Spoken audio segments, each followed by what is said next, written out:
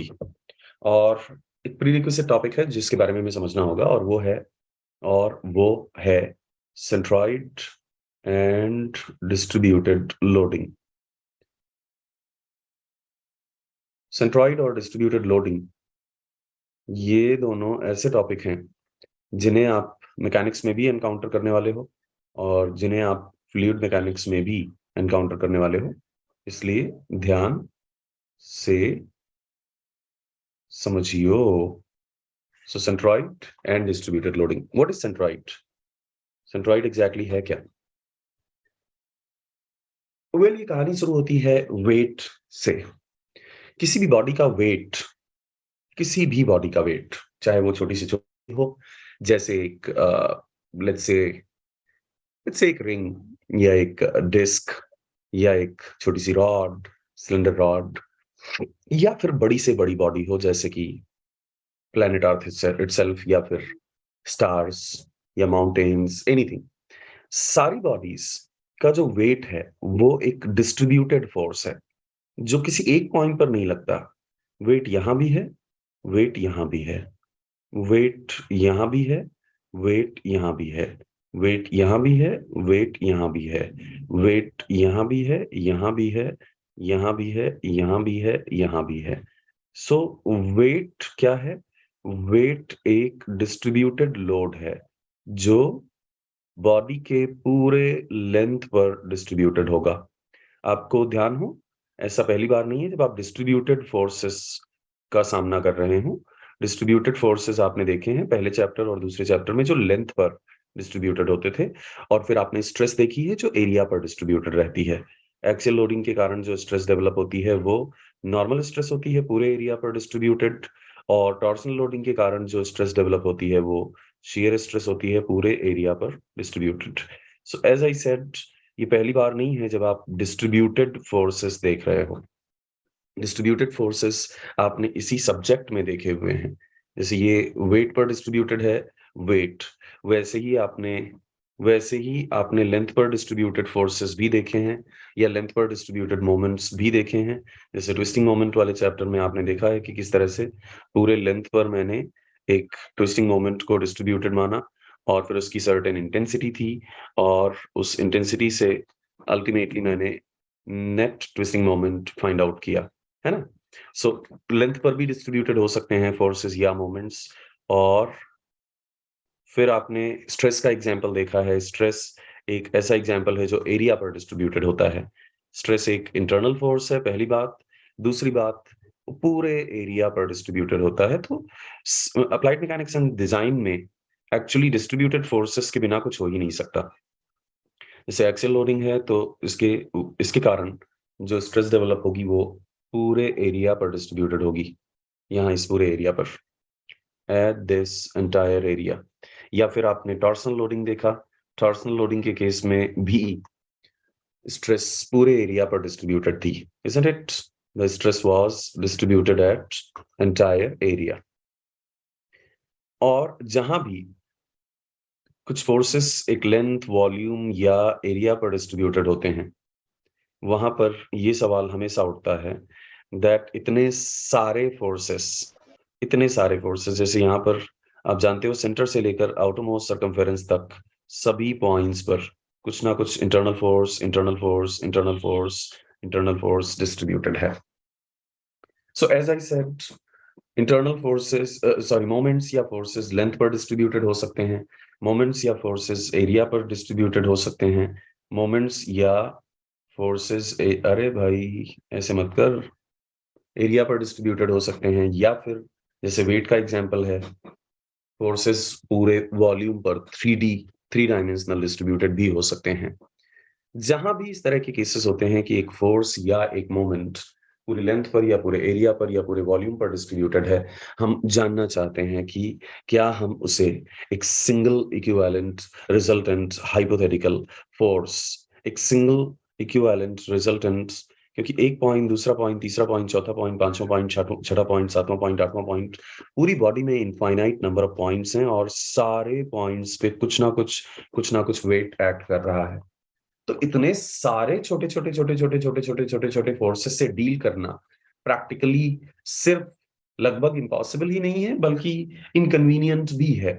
इसलिए हम चाहते हैं कि अगर इन सारे फोर्सेस को रिप्लेस करके एक single equivalent hypothetical resultant force पता चल जाए हमें, जिससे उतना ही और वैसा ही इफेक्ट प्रोड्यूस हो सके जितना और जैसा इफेक्ट सारे छोटे छोटे फोर्सेस मिलकर प्रोड्यूस कर रहे हैं, तो ऐसे एक सिंगल इक्विवेलेंट हाइपोथेटिकल फोर्स को कहते हैं रिजल्टेंट फोर्स।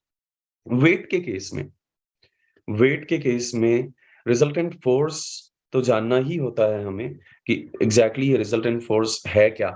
इसके साथ-साथ हमें ये भी जानना होता है कि इस रिजल्टेंट फोर्स को पूरी बॉडी पर कहाँ एग्जैक्टली एक्ट करता हुआ मान सकते हैं।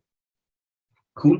So I repeat it once again that real practical world में बहुत सारे ऐसे एप्लीकेशंस हैं जहां पर फोर्सेस या मोमेंट्स किसी एक पॉइंट पर नहीं लग रहे होते हैं, किसी एक पॉइंट पर नहीं लग रहे होते हैं, बल्कि पूरी लेंथ पर डिस्ट्रीब्यूटेड होते हैं, या फिर पूरे एरिया पर डिस्ट्रीब्यूटेड होते हैं, या फिर पूरे वॉल्यूम पर डिस्ट्रीब्यूटेड होते हैं। सो दिस is a moment distributed over length, this is a moment distributed over this is a moment distributed over length. These are the internal forces. ये हैं internal forces जो पूरे एरिया पर डिस्ट्रीब्यूटेड हैं। internal forces distributed over area, internal forces distributed over area, और ये है gravity force, and this one is gravity force distributed over volume. Gravity force distributed over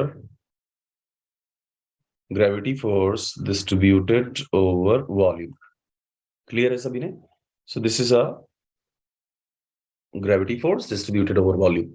हम जानना चाहते हैं कि ये सिंगल फोर्स जो सारे छोटे छोटे वेट फोर्सेस को रिप्लेस कर सके, ऐसा एक सिंगल फोर्स नंबर 1 क्या होगा, नंबर 2 कहाँ एक्ट करेगा। इनफैक्ट सर साउंड नहीं है। साउंड नहीं है, आ रहा है सर। अरे आ रहा है सर। अब आने लगा सर आ रहा है हाँ। सर, आ रहा है। साउंड आ रही है सर। ठीक है क्लियर है टॉर्च सर। पेंडिंग है मेरा, कैन आई कंटिन्यू और नॉट? बिल्कुल, of course you can continue, no problem. अगर आपने पहला चैप्टर कर लिया है तो बिंदास आप कंटिन्यू कर सकते हैं यहाँ पर।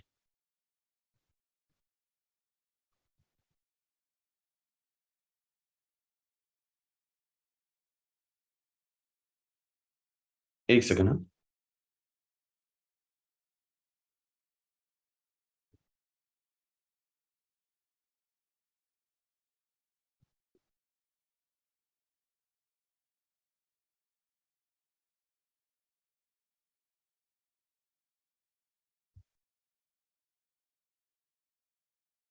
जो चैप्टर में आप एंटर कर रहे हैं यहाँ तो डिस्ट्रीब्यूटेड फोर्सेस थोक के भाव में मिलने वाले हैं आपको। बीम्स पे कई बार जो फोर्सेस एक्ट करेंगे, ट्रांसवर्स फोर्सेस, वो एक पॉइंट पर एक्ट ही नहीं कर रहे होंगे, वो बीम की पूरी लेंथ पर डिस्ट्रीब्यूटेड होंगे, वो बीम की पूरी लेंथ पर डिस्ट्रीब्यूटेड होंगे। ओके, कितने फोर्सेस हैं ये सर मैं बताता हूँ, एक सेकंड। 1 2 3 4 5 6 7 8 9 10 11 12 forces sir. ऐसे काउंट भी मत करने लगना कभी, क्योंकि ये सिर्फ सर ये तो WL रिप्रेजेंटेशन हो का जाएगा ना, हाँ, ये तो सर WL हो जाएगा ना। अब क्या होगा वो सब देखेंगे, लेकिन ये डिस्ट्रीब्यूटेड फोर्स है पूरी लेंथ पर फैला हुआ। ये एक डिस्ट्रीब्यूटेड ट्रांसवर्स फोर्स है जो पूरी लेंथ पर, बीम की पूरी लेंथ पर डिस्ट्रीब्यूटेड है। It's a transverse force distributed over length of the beam. It's a transverse force. चलो बताओ चैट में सभी लोग ट्रांसवर्स क्यों कह रहे हैं इसको। इस पर्टिकुलर फिगर में जो फोर्स एक्ट कर रहा है उसको ट्रांसवर्स फोर्स क्यों कह रहे हैं? सर क्योंकि लॉन्जिट्यूडिनल एक्सिस के परपेंडिकुलर है वो। एग्जैक्टली, क्योंकि जो बीम की मेन एक्सिस है लेंथ वाइज उसके परपेंडिकुलर है, या फिर बीम के क्रॉस सेक्शनल एरिया के अलोंग है ये फोर्सेस। बीम के क्रॉस सेक्शनल एरिया के अलोंग है ये फोर्सेस। बीम के क्रॉस सेक्शनल एरिया के अलोंग है ये forces. all these tiny forces are along or tangential to the cross sectional area of the beam. Clear है? सो ये ट्रांसवर्स फोर्स है जो बीम की पूरी लेंथ पर डिस्ट्रीब्यूटेड है, डिस्ट्रीब्यूटेड ओवर बीम्स लेंथ। फिर से एक बार हम जानना चाहते हैं, नंबर वन, दैट इस पूरे फोर्स को रिप्लेस करने वाला parallel to cross sectional area, exactly cross section के पैरेलल जो होगा वो ट्रांसवर्स फोर्स हो गया, क्रॉस सेक्शन के पैरेलल जो होगा वो ट्रांसवर्स फोर्स हो गया। चलो जी, सो वी हैव, एक तो ऐसे भले ही आपको कॉल्स ना आए, लेकिन जैसे ही तो हम जानना चाहते हैं कि एक सिंगल इक्विवेलेंट फोर्स जो इस पूरे फोर्स को रिप्लेस कर सके, ऐसा एक फोर्स नंबर वन कितना होगा, एंड नंबर टू कहां पर एक्ट करता हुआ मान सकते हैं उसे। Cool. So number one, that how much is it going to be, and number two कहां पर एक्ट करता हुआ मान सकते हैं। कोई अगर हमने रेफरेंस ले लिया है, लेट्स से ये रेफरेंस एक्सिस है, लेट्स से ये रेफरेंस एक्सिस है, तो इस रेफरेंस एक्सिस के रिस्पेक्ट में, इस रेफरेंस एक्सिस से कितनी डिस्टेंस पर एक्ट करता हुआ मान सकते हैं इस सिंगल इक्विवेलेंट रिजल्टेंट फोर्स को। वेट के केस में जिस पॉइंट पर इसे एक्ट करता हुआ मान सकते हैं उसकी डिस्टेंस कैलकुलेट करनी बहुत जरूरी होगी, और वेट के केस में, ग्रेविटी फोर्स के केस में, उस डिस्टेंस को हम कहते हैं, उस डिस्टेंस से लोकेट होने वाले पॉइंट को हम कहते हैं centre of gravity. I repeat once again, weight के केस में उस डिस्टेंस से लोकेट होने वाले पॉइंट को कहते हैं सेंटर ऑफ ग्रेविटी। सो एक बात आपके दिमाग में बहुत क्लियरली अब अब्सॉर्ब हो चुकी है, और वो ये, that real practical life is full of applications where forces are distributed either over entire length or over entire area or over entire area or over entire volume of the body or over entire length of the body. And in all these cases, we wish to find out a single equivalent hypothetical force that can replace, that can do same amount of work, that can do the same amount of effect as the original forces are producing. Cool. And हम सिर्फ उस single equivalent force की value नहीं जानना चाहते, हम ये भी जानना चाहते हैं कि उसका मैग्नीट्यूड क्या है। We also want to know that what is the magnitude of that force. Let's write this.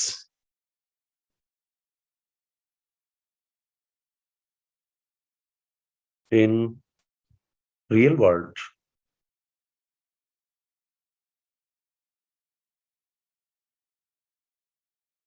there are numerous applications.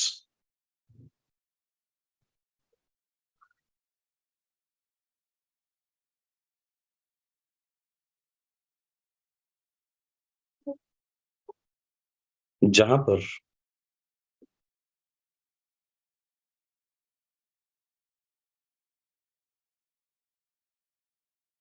Forces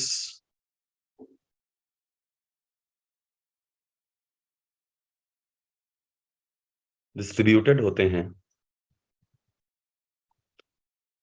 over length या फिर एरिया या फिर volume.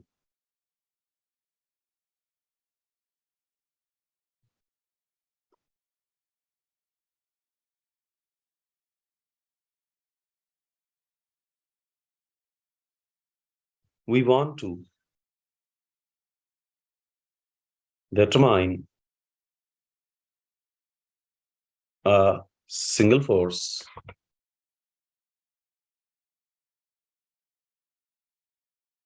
that can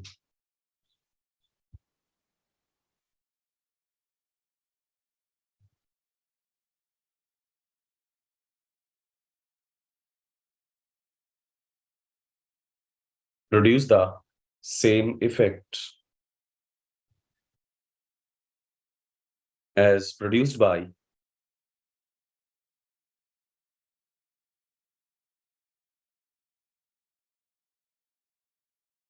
original system of forces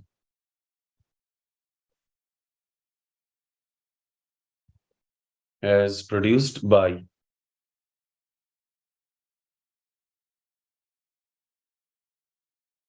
original system of forces. Cool. Gravity के case में, wait के case में, जिस point पर उस सिंगल फोर्स को एक्ट करता हुआ माना जा सके, उस पॉइंट को हम कहते हैं centre of gravity. I repeat once again that, monitors आप क्लियर करूंगी? Yes sir. तो इस चैप्टर में हम मेनली ये दो चीजों पर फोकस करने वाले हैं. ये तो हमने ऑलरेडी देख ही लिए हैं पिछले चैप्टर्स में. यहां पर हम फोकस करने वाले हैं लास्ट के 2 फिगर्स पर. So let's clear this. So now we know that real world भरा पड़ा है ऐसे हजारों एप्लीकेशन से जहां पर फोर्सेस एक पॉइंट पर नहीं एक्ट कर रहे होते हैं, बल्कि एक सर्टेन लेंथ या एरिया या वॉल्यूम पर डिस्ट्रीब्यूटेड होते हैं. एंड ऐसे फोर्सेस के केस में I wish to find out a single force. Gravity के केस में ऐसे सिंगल फोर्स को जहां पर एक्ट करता हुआ माना जा सके, उसे कहते हैं centre of gravity.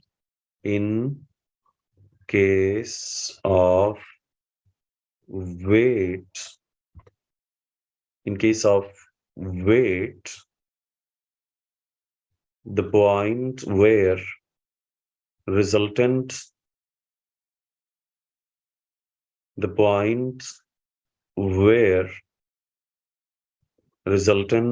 total weight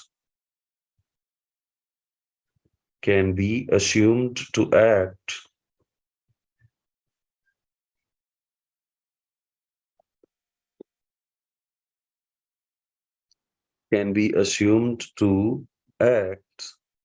क्या कहते हैं उस पॉइंट को? is known as what? Center of gravity. That point is known as center of gravity. क्या है उस सेंटर ऑफ ग्रेविटी की लोकेशन? कैसे पता चलेगा? आपने जो अभी रिजल्टेंट के बारे में लिखा था, उस लाइन को फिर से रिकॉल करें.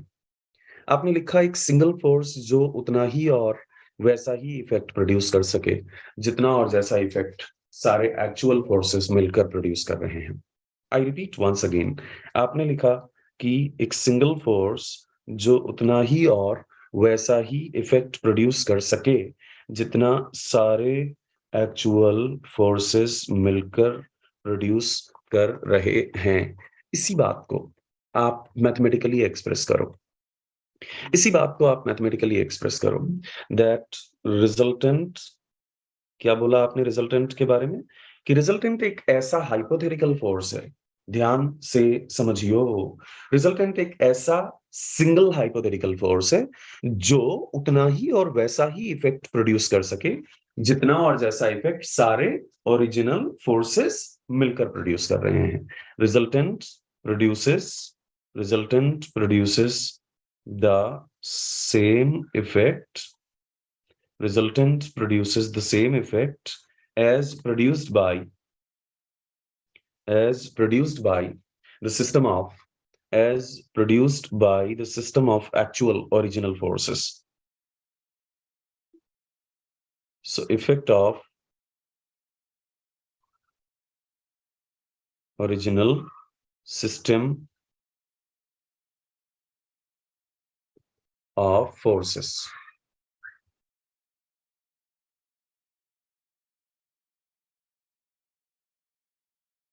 अब इस बात को आप बस मैथमेटिकली लिखने का कोई तरीका ढूंढ लो. क्या?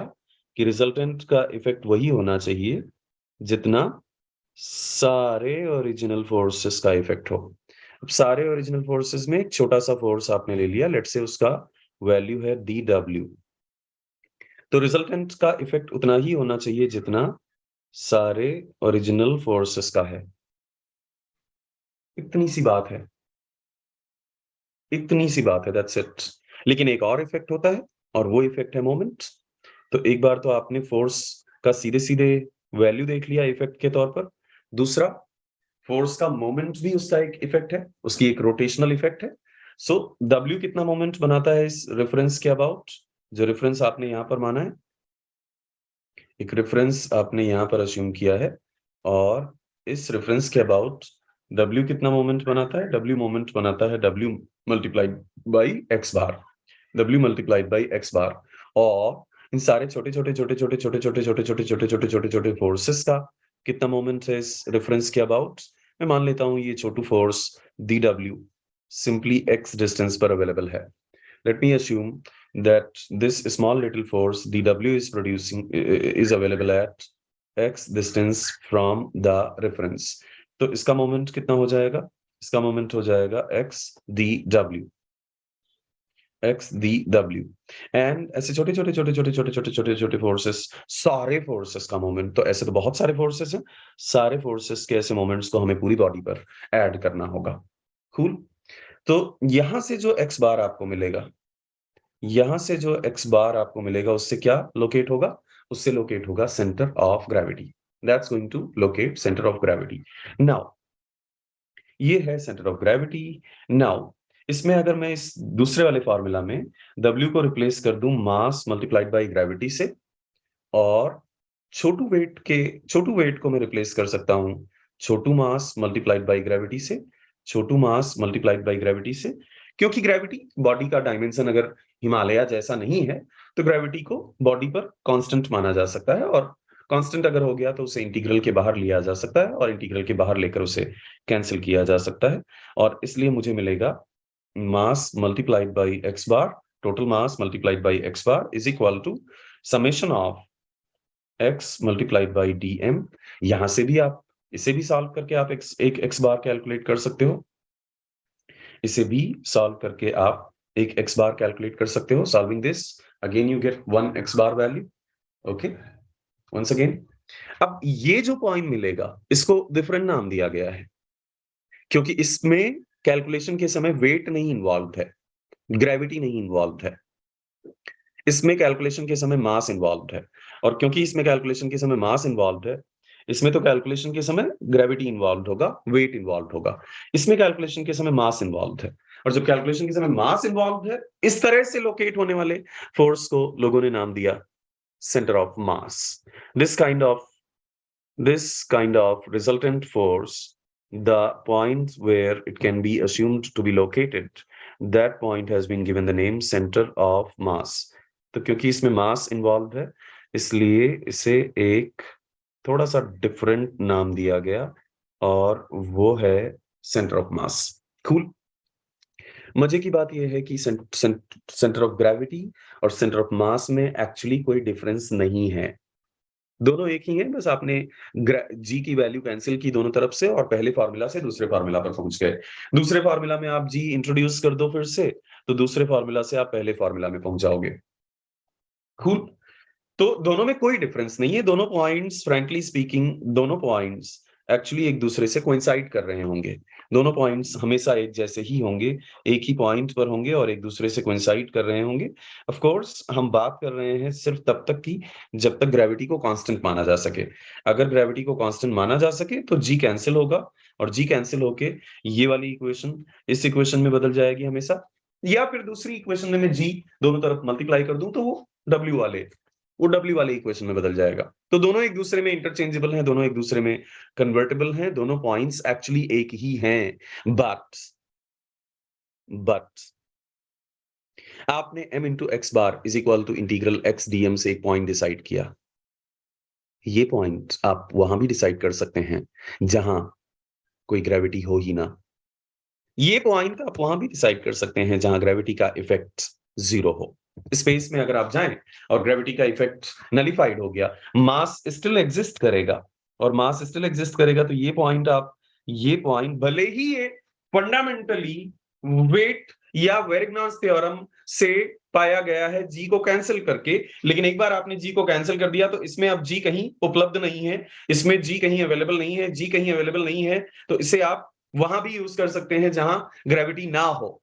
तो कभी आपको अगर पूछ लिया जाए कि सेंटर ऑफ ग्रेविटी और सेंटर ऑफ मास क्या दोनों एक ही हैं, आप बताने वाले हो कि दोनों एक ही हैं सर, लेकिन दोनों एक ही नहीं भी हैं। दोनों एक ही हैं जब तक आप अर्थ की ग्रेविटी फील्ड में हो या फिर किसी भी प्लैनेट की ग्रेविटी फील्ड में हो। Centre of gravity, centre of mass, centre of mass, centre of gravity दोनों एक दूसरे से कोइंसाइड करेंगे। लेकिन जैसे ही आप ग्रेविटी फील्ड से बाहर गए, वेट एग्जिस्ट नहीं करेगा और इसलिए सेंटर ऑफ ग्रेविटी की कोई सेंस ही नहीं बनती है। सेंटर ऑफ ग्रेविटी डिफाइन ही नहीं कर सकते क्योंकि ग्रेविटी ही नहीं है। लेकिन सेंटर ऑफ मास आप वहां भी डिसाइड कर सकते हो।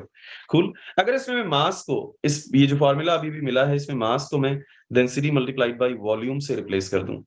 इसमें मास को अगर मैं डेंसिटी मल्टीप्लाइड बाय वॉल्यूम से रिप्लेस कर दूं, वंस अगेन मास को अगर मैं डेंसिटी मल्टीप्लाइड बाय वॉल्यूम से रिप्लेस कर दूं, if I replace mass as density multiplied by volume, and अगर मैं मान लूं कि बॉडी होमोजीनियस है, बॉडी होमोजीनियस है तो उसकी डेंसिटी पूरे वॉल्यूम पर कांस्टेंट होगी और इंटीग्रल के बाहर तो उसे हम कैंसिल कर सकते हैं। तो मुझे मिलने वाला है volume multiplied by x bar is equal to volume multiplied by x bar is equal to integral x d v. आखिर इस इक्वेशन को भी सॉल्व करके मैं एक एक्स बार फाइंड आउट कर सकता हूं। बिल्कुल कर सकते हैं सर, आप बिल्कुल कर सकते हैं भाई। एक इक्वेशन है और उसमें बाकी सारी चीजें मालूम हो तो ये वाला वैल्यू आप कैलकुलेट कर सकते हो। If you know all other values you can certainly calculate this x bar value. इससे जो लोकेट होगा, क्योंकि उसकी इक्वेशन में दोस्त अगर आप गौर से देखो, कोई भी मटेरियल प्रॉपर्टी इन्वॉल्व नहीं है, वॉल्यूम इन्वॉल्व है। और वॉल्यूम क्या है? वॉल्यूम एक मटेरियल प्रॉपर्टी नहीं है, वॉल्यूम सिर्फ शेप और साइज पे डिपेंड करता है। और शेप और साइज पर डिपेंड करने वाली इस प्रॉपर्टी पर ही, शेप और साइज पर डिपेंड करने वाले वॉल्यूम पर ही डिपेंड करेगा ये पॉइंट का लोकेशन। भले ही आपने इस फॉर्मूला तक पहुंचे हो आप ग्रेविटी के फॉर्मूला से और फिर मास के फॉर्मूला से, बट सच्चाई ये है कि मान लो आपको ऊपर वाला सारा प्रोसेस किसी ने छिपा लिया, और आपको सीधे ये इक्वेशन दे दी और इस इक्वेशन से आपने एक एक्स बार कैलकुलेट कर लिया, तो आप तो यही कहोगे ना कि भाई ये तो एक ज्योमेट्रिक प्रॉपर्टी है। वॉल्यूम एक ज्योमेट्री पे डिपेंड करने वाला, शेप और साइज पर डिपेंड करने वाला कैरेक्टर है। और इसलिए अब जो पॉइंट मिल रहा है, ये पॉइंट बॉडी के ज्योमेट्रिक सेंटर को शो कर रहा है। ये पॉइंट बॉडी के ज्योमेट्रिक सेंटर को शो कर रहा है। This point is really representing the geometric centre of the body. अलग नहीं होगा, वो सेंटर ऑफ मास या सेंटर ऑफ ग्रेविटी से कोइंसाइड ही करेगा। क्यों? क्योंकि उसी इक्वेशन से, कोई अलग से इक्वेशन थोड़ी ना लेकर आए आप, उसी इक्वेशन से ग्रेविटी को कट किया तो मास वाली इक्वेशन मिल गई, मास वाली इक्वेशन में डेंसिटी को कैंसिल किया तो वॉल्यूम वाली इक्वेशन मिल गई। होगा वो पॉइंट वही, लेकिन अब आप ये जरूर कह सकते हो कि ये पॉइंट में मटेरियल प्रॉपर्टीज का कोई रोल नहीं है इस पॉइंट की लोकेशन को डिसाइड करने में। इस पॉइंट की लोकेशन को डिसाइड करने में मटेरियल का कोई रोल नहीं है, और इसलिए दोस्तों इस पॉइंट को हम कहते हैं geometric centre of the body. Short में इसे एक और नाम दिया गया है और वो नाम है सेंट्रॉइड। क्या सेंटर ऑफ मास और सेंट्रॉइड हमेशा एक दूसरे से कोइंसाइड करने वाले हैं? आंसर है यस। क्यों? क्योंकि एक की इक्वेशन से दूसरे की इक्वेशन में आप पहुंच सकते हो डेंसिटी को कैंसिल करके, या वॉल्यूम वाली इक्वेशन में अगर डेंसिटी आपने मल्टीप्लाई कर दी तो आप मास वाली इक्वेशन में पहुंच सकते हो। तो मास वाली इक्वेशन में डेंसिटी कैंसिल करो, वॉल्यूम वाला इक्वेशन मिल जाएगा। वॉल्यूम वाली इक्वेशन में डेंसिटी मल्टीप्लाई कर दो दोनों तरफ, मास वाला इक्वेशन मिल जाएगा। बट एक चीज आप नोटिस करो, डेंसिटी कैंसिल तभी होती जब डेंसिटी को हम पूरे बॉडी पर यूनिफॉर्म मान सकें। और इसलिए सेंट्रॉइड और सेंटर ऑफ मास कोइंसाइड तभी किया करेंगे, एक दूसरे की इक्वेशन से एक दूसरे को आप अचीव तभी कर पाओगे जब ये अजम्पशन वैलिड हो कि डेंसिटी पूरी बॉडी पर कांस्टेंट है, यानी कि बॉडी होमोजीनियस है। So this you can assume only when there is an assumption that body is homogeneous. ये assumption valid है, तभी आप सेंट्रॉइड का फॉर्मूला सेंटर ऑफ मास के फॉर्मूला से फाइंड आउट कर सकते हो, या फिर सेंटर ऑफ मास का फॉर्मूला सेंट्रॉइड के फॉर्मूला से रिवर्स में बना सकते हो। तो आप नोट कर लो कि एक होमोजेनियस बॉडी के लिए ही सेंटर ऑफ मास और सेंट्रॉइड दोनों एक दूसरे से कोइंसाइड किया करेंगे, दोनों एक दूसरे के ओवरलैपिंग होंगे, दोनों एक ही पॉइंट होंगे बेसिकली।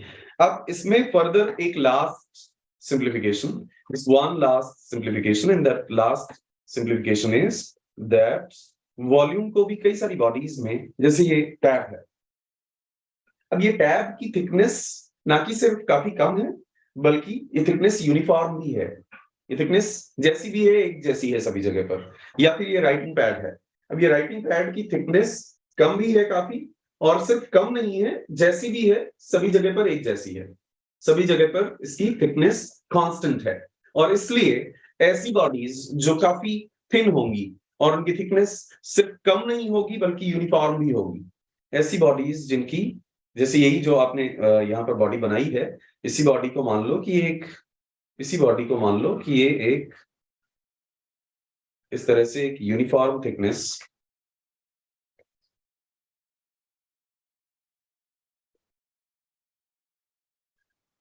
z डायरेक्शन में इसका थिकनेस यूनिफॉर्म है, रेक्टेंगुलर होनी जरूरी नहीं है, मैंने आपको टैब का एग्जांपल दिया या राइटिंग पैड का एग्जांपल दिया तो आपको लग गया होगा कि अच्छा रेक्टेंगुलर होना चाहिए, ऐसा कुछ नहीं है। आपकी नोटबुक रेक्टेंगुलर है, लेकिन रोटी जो आप खाते हो वो भी इसी का एक एग्जांपल है, लेकिन वो सर्कुलर है। तो ऐसी बॉडीज को हम एक एरिया की तरह ट्रीट कर सकते हैं। क्यों? क्योंकि टोटल वॉल्यूम हो या छोटू वॉल्यूम हो, जैसे ये छोटू वॉल्यूम है, इस छोटू वॉल्यूम को हम लिख सकते हैं dA multiplied by thickness. This छोटू volume can be written as dA multiplied by thickness, this thickness value multiplied by dA या dA multiplied by thickness. Is that clear? तो अब वॉल्यूम को हम रिप्लेस कर सकते हैं area multiplied by thickness, area multiplied by thickness, and of course there is x bar, and दूसरी तरफ हमारे पास है dv को हम लिख सकते हैं thickness multiplied by Chhotu area. Thickness ने मार दिया, अगर थिकनेस, मैंने पहले ही बताया आपको कि ये हम तब कर रहे हैं जब थिकनेस यूनिफॉर्म है। ऐसी बॉडीज को हम कहते हैं प्लेन बॉडीज, क्यों? क्योंकि उनको एक प्लेन में कंटेंट माना जा सकता है, थिकनेस काफी कम है और कम ही नहीं है, यूनिफॉर्म भी है, एक जैसी भी है, तो उनका 3D नेचर कंसिडर करने की कोई जरूरत नहीं है। उनका सारी बॉडीज वैसे तो 3D ही होती हैं, लेकिन उनका 3D नेचर कंसिडर करने की कोई जरूरत नहीं पड़ती। थिकनेस दोनों तरफ से कैंसिल हो जाएगा और आपको मिलने वाला है a multiplied by x bar is equal to integral x dA। यहां से जो आप x बार कैलकुलेट करोगे, वो भी एक ज्योमेट्रिक सेंटर है। क्यों? क्योंकि वो एरिया पर डिपेंड कर रहा है, और एरिया एक ज्योमेट्रिक प्रॉपर्टी है। Area is geometric property and it's depending upon area again. So वो भी एक तरह का ज्योमेट्रिक सेंटर हुआ, बस 2D बॉडीज के लिए। बस उसकी बात आप तब कर सकते हो जब बॉडी को एक 2D बॉडी की तरह ट्रीट कर सको। सो ये भी एक तरह का ज्योमेट्रिक सेंटर हुआ, जिसे हम कहते हैं एरिया का सेंट्रॉइड, या 2D बॉडीज का सेंट्रॉइड, या एक प्लेन का सेंट्रॉइड, क्योंकि थिकनेस का नामो निशान मिट चुका है, थिकनेस दोनों तरफ से कैंसिल हो चुकी है। कूल। ये है सेंटर ऑफ ग्रेविटी से लेकर, सेंटर ऑफ मास से लेकर, वॉल्यूम के सेंट्रॉइड या 3D बॉडीज के सेंट्रॉइड से लेकर 2D बॉडीज के सेंट्रॉइड तक की कहानी और मेरी जुबानी। कूल। तो इससे पहले कि हम प्रॉब्लम्स में एंटर करें, मेक श्योर कि आप ये सारी बातें समझ गए सेंट्रॉइड, सेंटर ऑफ ग्रेविटी और सेंटर ऑफ मास को लेकर। So here we go. हमने सेंटर ऑफ ग्रेविटी के बारे में समझा, हमने सेंटर ऑफ ग्रेविटी के बारे में समझा, हमने सेंटर ऑफ मास के बारे में समझा, हमने सेंटर ऑफ मास के बारे में समझा, और हमने सेंट्रॉइड के बारे में समझा।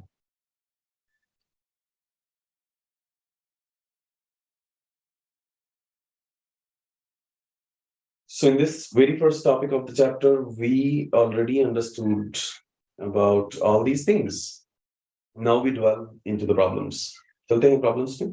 ये बात याद रखना कि चाहे वो सेंटर ऑफ ग्रेविटी का फॉर्मूला हो, या सेंटर ऑफ मास का फॉर्मूला हो, या 3D बॉडीज के सेंट्रॉइड का फॉर्मूला हो, या 2D बॉडीज के सेंट्रॉइड का फॉर्मूला हो, फॉर्मूला हमेशा एक कहानी कह रहा है, that moment of total is equal to total of moments. चाहे वो सेंटर ऑफ ग्रेविटी का फॉर्मूला हो या फिर सेंटर ऑफ मास का फॉर्मूला हो या फिर 3D बॉडीज के सेंट्रॉइड का फॉर्मूला हो या 2D बॉडीज के सेंट्रॉइड का फॉर्मूला हो, फॉर्मूला हमेशा एक बात कह रहा है, टोटल वेट का मोमेंट इज इक्वल टू छोटे छोटे छोटे छोटे छोटे छोटे छोटे छोटे छोटे छोटे छोटे छोटे वेट्स के मोमेंट का सम।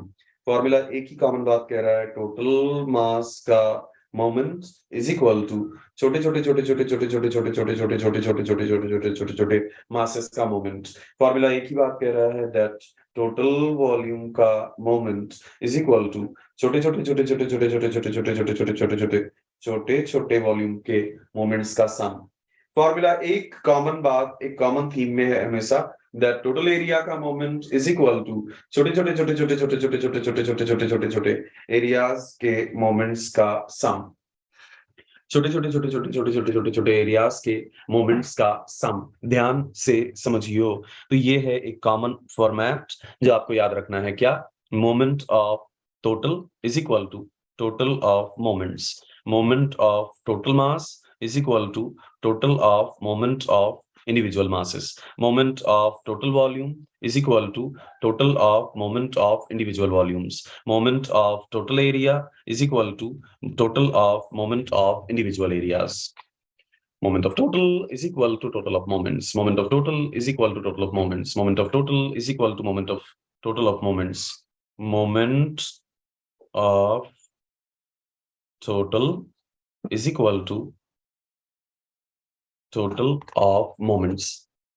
ये फ्लूइड मैकेनिक्स में भी आपको काम आएगा जब आप प्रेशर फोर्सेस ना कि सिर्फ डिस्ट्रीब्यूटेड फोर्सेस हैं बल्कि one of the most important type of practical distributed forces हैं।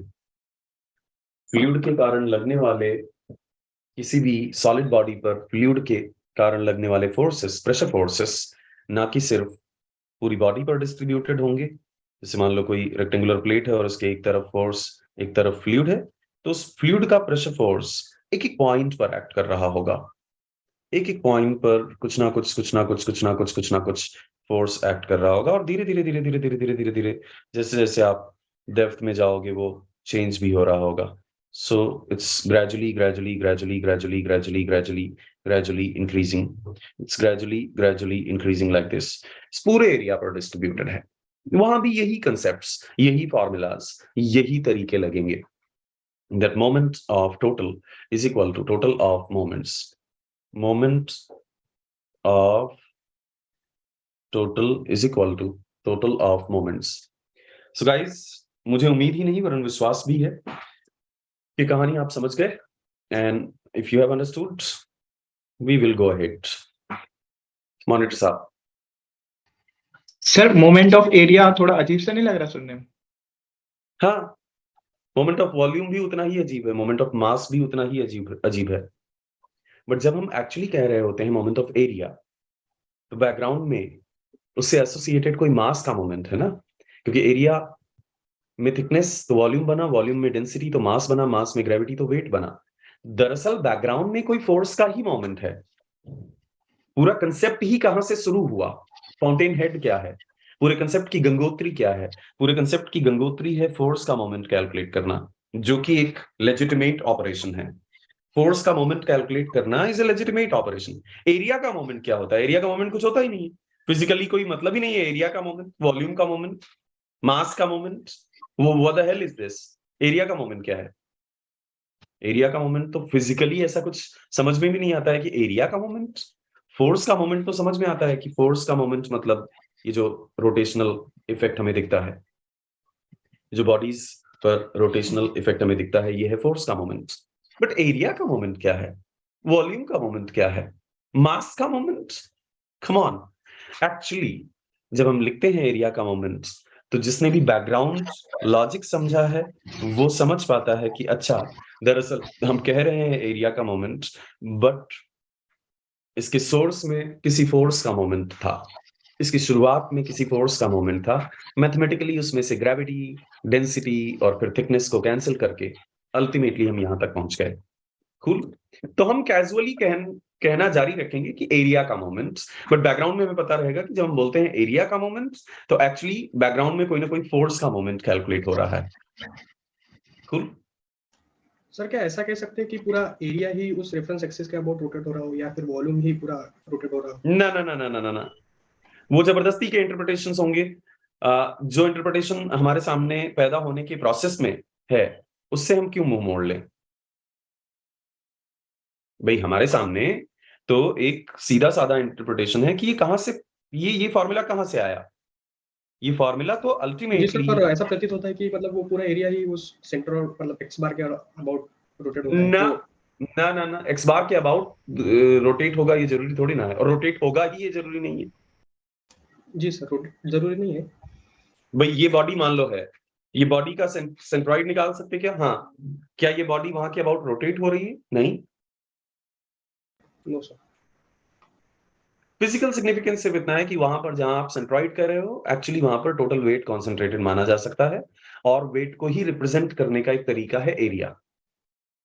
क्योंकि एरिया में थिकनेस इंट्रोड्यूस करोगे वॉल्यूम बनेगा, वॉल्यूम में डेंसिटी इंट्रोड्यूस करोगे मास बनेगा, मास में ग्रेविटी इंट्रोड्यूस करोगे वेट बनेगा, जो कि एक फोर्स है। हाँ, कुछ जगहों पर जैसे फ्लूइड वगैरह के केस में एरिया से एसोसिएटेड कोई ना कोई ऐसा ही सेट, जब आप एरिया का मोमेंट कैलकुलेट कर रहे हो तो दरअसल एरिया से एसोसिएटेड कोई ना कोई फोर्स है जिसका मोमेंट आप कैलकुलेट कर रहे होते हो। जैसे मान लो, इस बात को और क्लियर कर पाऊंगा मैं, थोड़ी डेप्थ जरूर है, थोड़ी गहराई जरूर है इस बात में, लेकिन फिर भी जो कंसेप्चुअल लर्नर्स हैं और जो समझना चाहें इस गहराई को, वो स्वागत है उनका आगे आने वाले 2 मिनट के डिस्कशन में। तो मान लो आप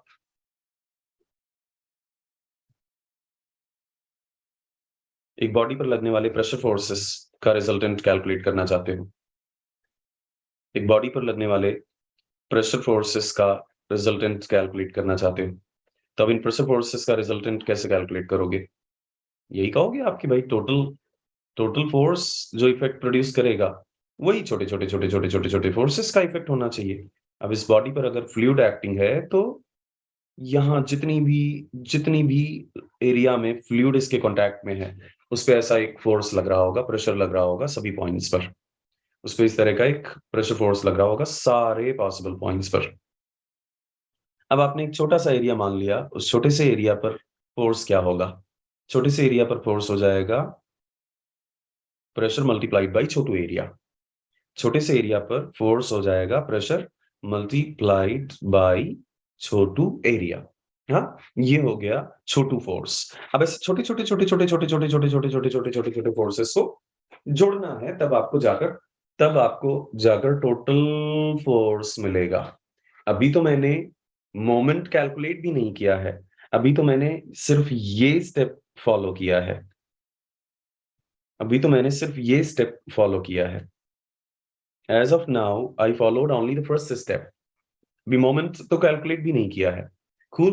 अब आप जब भी फ्लूइड पढ़ोगे तो आप देखोगे कि एक्चुअली प्रेशर डेप्थ के साथ चेंज होता रहता है, और वो इक्वेशन होती है rho G Y, and that equation is rho G H या रो जी वाई। अब ये इंटीग्रल वाई डी ए मिल गया आपको, जो कि क्या है? Area into distance, area into distance. इसी चैप्टर में आपको ये दर्शन देगा, इसी तरह का एग्जैक्ट इसी तरह का एक्सप्रेशन रोजी इंटीग्रल वाई नहीं, लेकिन फ्लूइड मैकेनिक्स थोड़ी ना पढ़ा रहे हो आप।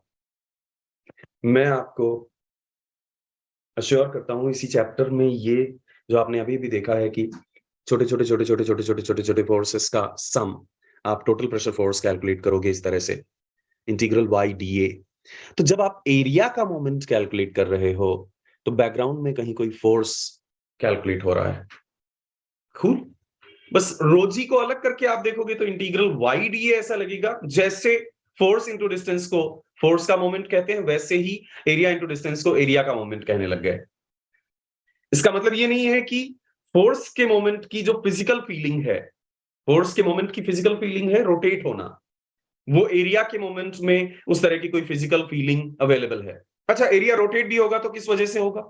फोर्स की वजह से ना, तो वो फिजिकल फीलिंग तो आपके पास पहले से थी, फोर्स का मोमेंट। तो एरिया का मोमेंट जैसी कोई फिजिकल फीलिंग या जैसी कोई फिजिकल चीज नहीं है, ये अपीयर हो रहा है। और क्योंकि फोर्स इंटू डिस्टेंस को हम फोर्स का मोमेंट कहते हैं, इसलिए एरिया इंटू डिस्टेंस को कैजुअली एरिया का मोमेंट कहने लग गए, वॉल्यूम इंटू डिस्टेंस को वॉल्यूम का मोमेंट कहने लग गए, मास इंटू डिस्टेंस को मास का मोमेंट कहने लग गए। बैकग्राउंड में है कहीं ना कहीं फोर्स ही, चाहे वो अभी ग्रेविटी की पूरी, जो आपने ग्रेविटी का पूरा वृतांत देखा है वो देख लो, उसमें भी एरिया के मोमेंट्स के बैकग्राउंड में है फोर्स। या फिर आपने फ्लूइड वाला जो एग्जांपल देखा, इसमें देख लो, एरिया के मोमेंट के बैकग्राउंड में है force. Force is in the background of moment of area. Cool. बाकी एरिया की मोमेंट की खुद में कोई फिजिकल फीलिंग नहीं है, खुद में कोई फिजिकल, अच्छा होती तो एक कंसेप्ट वहीं से शुरू होता ना, वो तो एक डिराइव्ड या फिर एक पैदा होने वाला, दूसरी चीजों से पैदा होने वाला कंसेप्ट हो गया। जैसे पोलर मोमेंट ऑफ इनर्शिया आया था टॉर्शन के समय, वो हाँ, पोलर मोमेंट ऑफ इनर्शिया आया था, और अभी इस चैप्टर में भी आएंगी चीजें। तो दोस्त, अच्छा, एक बार बहुत क्विकली सारे ऑब्जर्वेशंस देखेंगे and then I will take you to problems. So हम लोग हैं तीसरे चैप्टर के पहले टॉपिक पर। बोलो।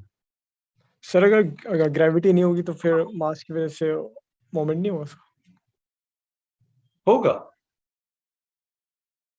बट अगेन उसकी कोई फिजिकल फीलिंग नहीं है, वो सिर्फ एक मैथमेटिकल क्वांटिटी है।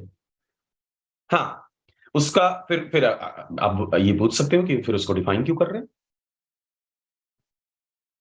जहां पर ग्रेविटी नहीं है वहां पर भी आपने बोला कि जहां पर ग्रेविटी नहीं है, हम अर्थ के बाहर चले गए, स्पेस में चले गए, हम वहां पर भी इसे डिफाइन कर सकते हैं, क्योंकि मास तो वहां भी एग्जिस्ट करेगा। तो जब इसकी कोई फिजिकल फीलिंग ही नहीं है, या जब तक ग्रेविटी में है आप, तब तक इसकी फिजिकल फीलिंग है कि ये मास दरअसल वेट को रिप्रेजेंट कर रहा है, और छोटू मास छोटू वेट को रिप्रेजेंट कर रहा है, और वेट का मोमेंट एक फिजिकल फीलिंग वाली क्वांटिटी है। स्पेस में मास से हम वेट को नहीं एसोसिएट कर सकते, क्योंकि कोई वेट है ही नहीं वहां पर, कोई ग्रेविटी है ही नहीं। तो आखिर फिर वहां डिफाइन क्यों कर रहे? इसका जवाब आपको कई सारे टॉपिक्स में मिलेगा। इसका जवाब आपको अभी प्रेशर वाला मैंने दिखाया आपको, कि सेंटर ऑफ ग्रेविटी अकेली ऐसी टॉपिक नहीं है जहां इंटीग्रल एक्स डीए या इंटीग्रल वाई डीए पैदा हुआ। प्रेशर फोर्स का रिजल्टेंट कैलकुलेट करते समय मेरे प्यारे दोस्तों, इंटीग्रल वाई डीए पैदा हुआ। और इसी चैप्टर में आप देखोगे कुछ और ओकेजन्स में इंटीग्रल एक्स डीए या इंटीग्रल वाई डीए को पैदा होता हुआ, मल्टीपल ओकेजन्स में। डायनामिक्स में आप देखोगे इंटीग्रल एक्स स्क्वायर डीएम को पैदा होता हुआ।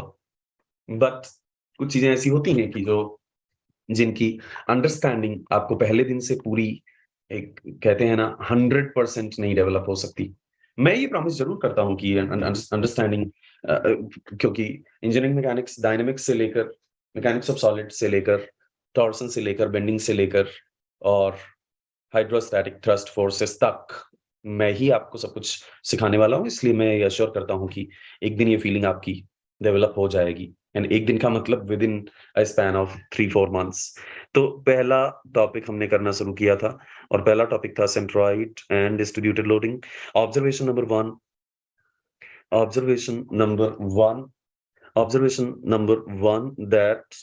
दैट रियल वर्ल्ड में बहुत सारे एप्लीकेशंस हैं जहां पर फोर्सेस, रियल वर्ल्ड में बहुत सारे एप्लीकेशंस हैं जहां पर फोर्सेस एक जहां पर बहुत सारे एप्लीकेशंस हैं जहां पर फोर्सेस एक लेंथ पर या फिर एक एरिया पर या फिर एक वॉल्यूम पर डिस्ट्रीब्यूटेड होते हैं, wherein forces are distributed over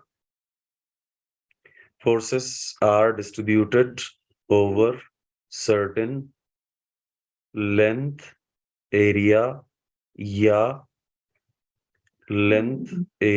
या volume.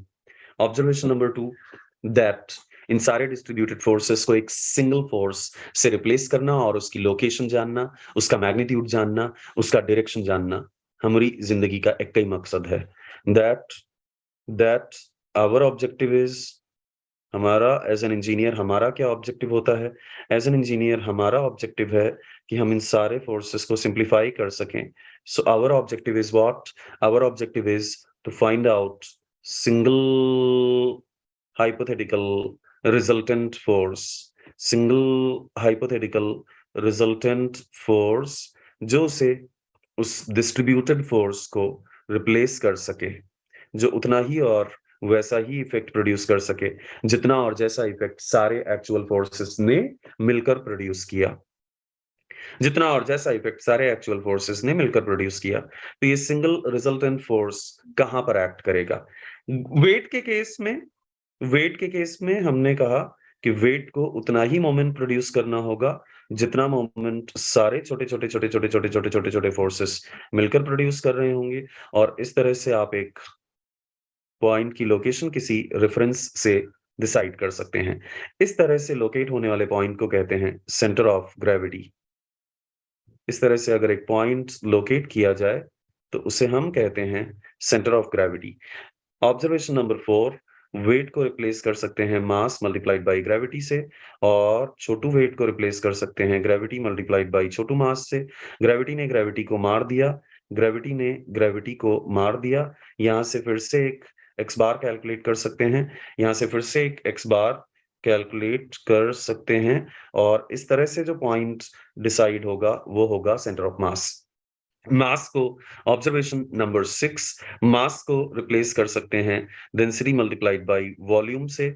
मास को रिप्लेस कर सकते हैं density multiplied by Chhotu volume से, एंड देन डेंसिटी ने डेंसिटी को मार दिया, डेंसिटी ने डेंसिटी को मार दिया। यहां से भी आप एक एक्स बार डिसाइड कर सकते हो। इस तरह से जो एक्स बार डिसाइड होगा उसे हम एक ज्योमेट्रिक सेंटर या 3D बॉडीज का ज्योमेट्रिक सेंटर या 3D बॉडीज का सेंट्रॉइड कहते हैं। That point we know by the name centroid of 3D bodies.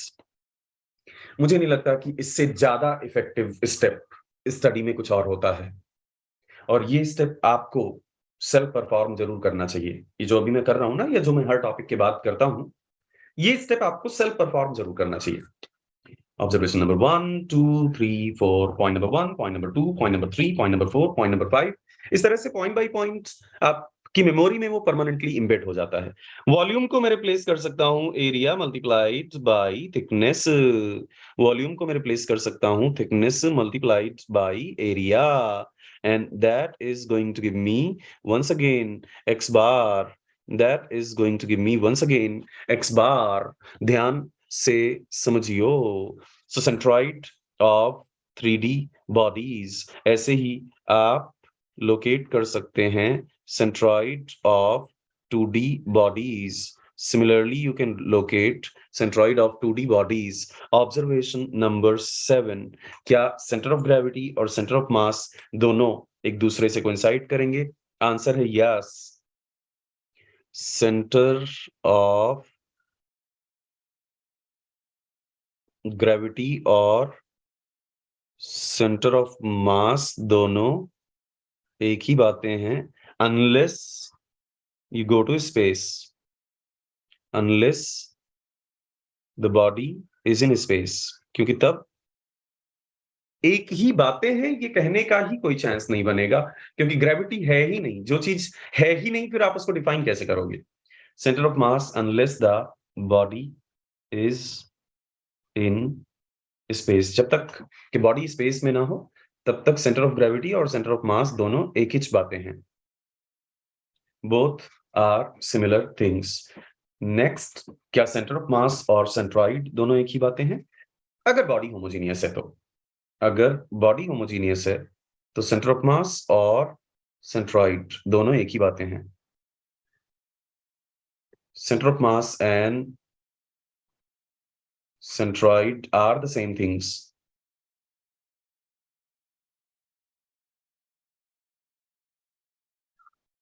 If body is homogeneous,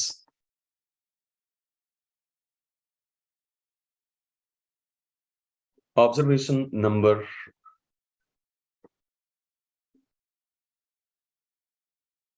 Observation number 9. Observation number 9. कई बार तो ऐसा एक जनरल शेप आपके सामने आएगा कि आपको सेंट्रॉइड फर्स्ट प्रिंसिपल से ही फाइंड आउट करना होगा।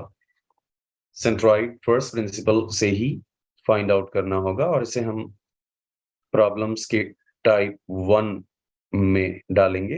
प्रॉब्लम टाइप 1 ये हो सकता है दैट एक जनरल शेप या जनरल एरिया होगा, एक जनरल शेप या जनरल एरिया होगा, जैसे एक एलिप्स का क्वाड्रेंट। एलिप्स का क्वाड्रेंट, अरे क्वाड्रेंट मतलब क्वार्टर, क्वार्टर तो जानते हो ना, 1/4 की बात कर रहा हूं। यू फिल्थी माइंड, गंदा दिमाग, गंदी सोच।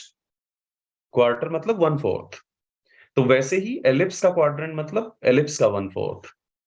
जैसे ये एलिप्स का 1/4 दे दिया जाए, तो अब ये सर्कल होता तो आप जानते कि सेंट्रॉइड एग्जैक्टली ज्योमेट्रिक सेंटर दिख रहा है आपको, या फिर एक रेक्टेंगल होता तो भी आपको दिख रहा है।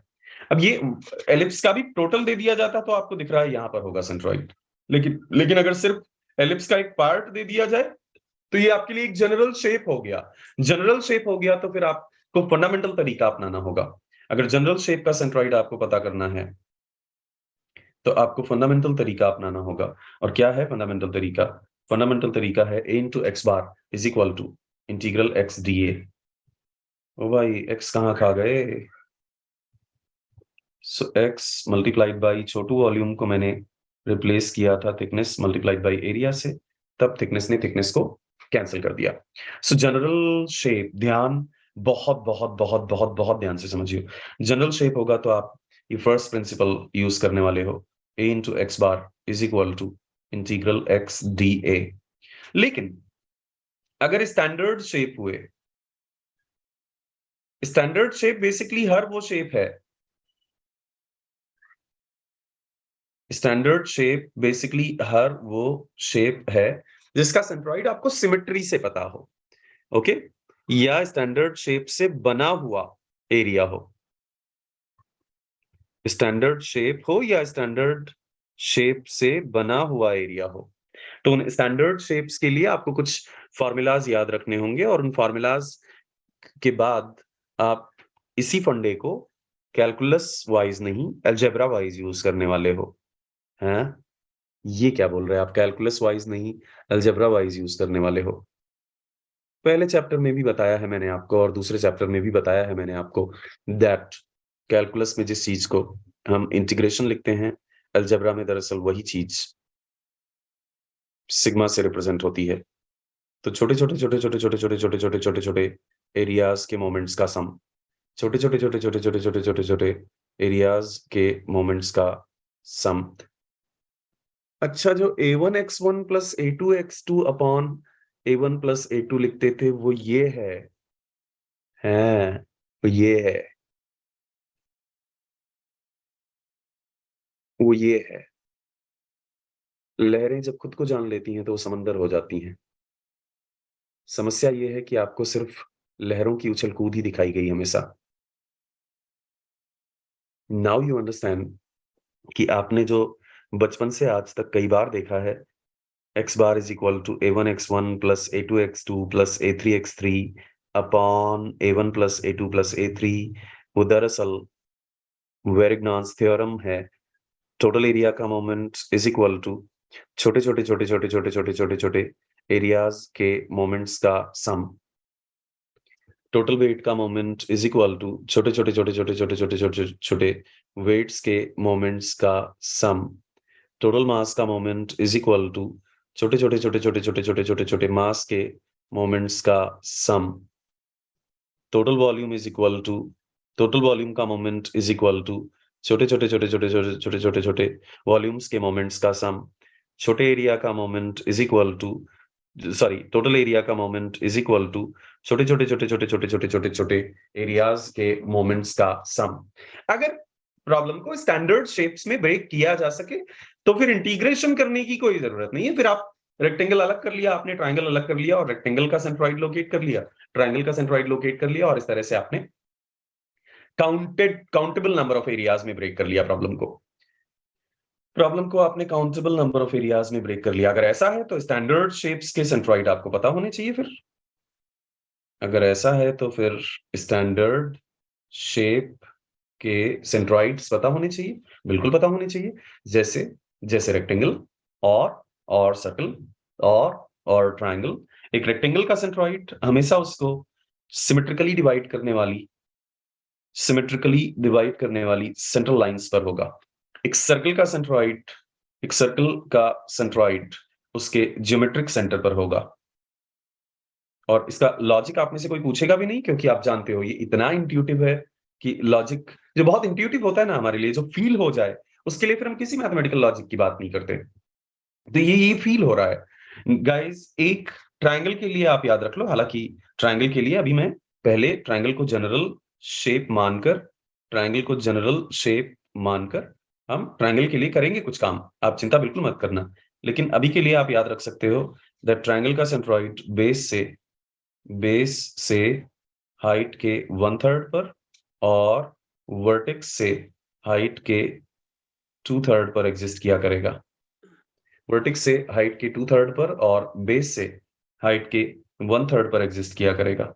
It will exist at 1/3। In fact मैं ये वाला प्रेफर नहीं करता हूं, बहुत सारे ओकेजन्स पर इस वाले से बेटर होता है एक दूसरा फॉर्मूला, दैट अगर एक ट्रायंगल के एक वर्टेक्स के कोऑर्डिनेट्स हैं x1, y1 और एक ट्रायंगल के दूसरे वर्टेक्स के कोऑर्डिनेट्स हैं x2, y2 और एक ट्रायंगल के तीसरे वर्टेक्स के कोऑर्डिनेट्स हैं x3, y3, तो उस ट्रायंगल के सेंट्रॉइड के कोऑर्डिनेट्स हुआ करेंगे x1 + x2 + x3/3 और y1 + y2 + y3/3।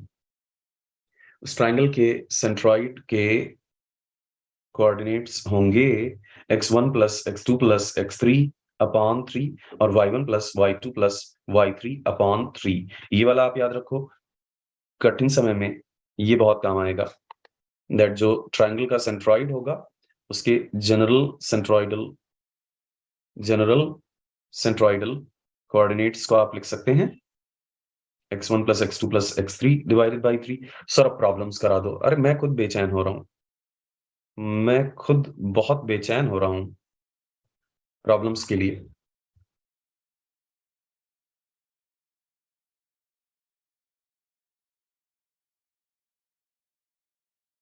सो इस केस में आप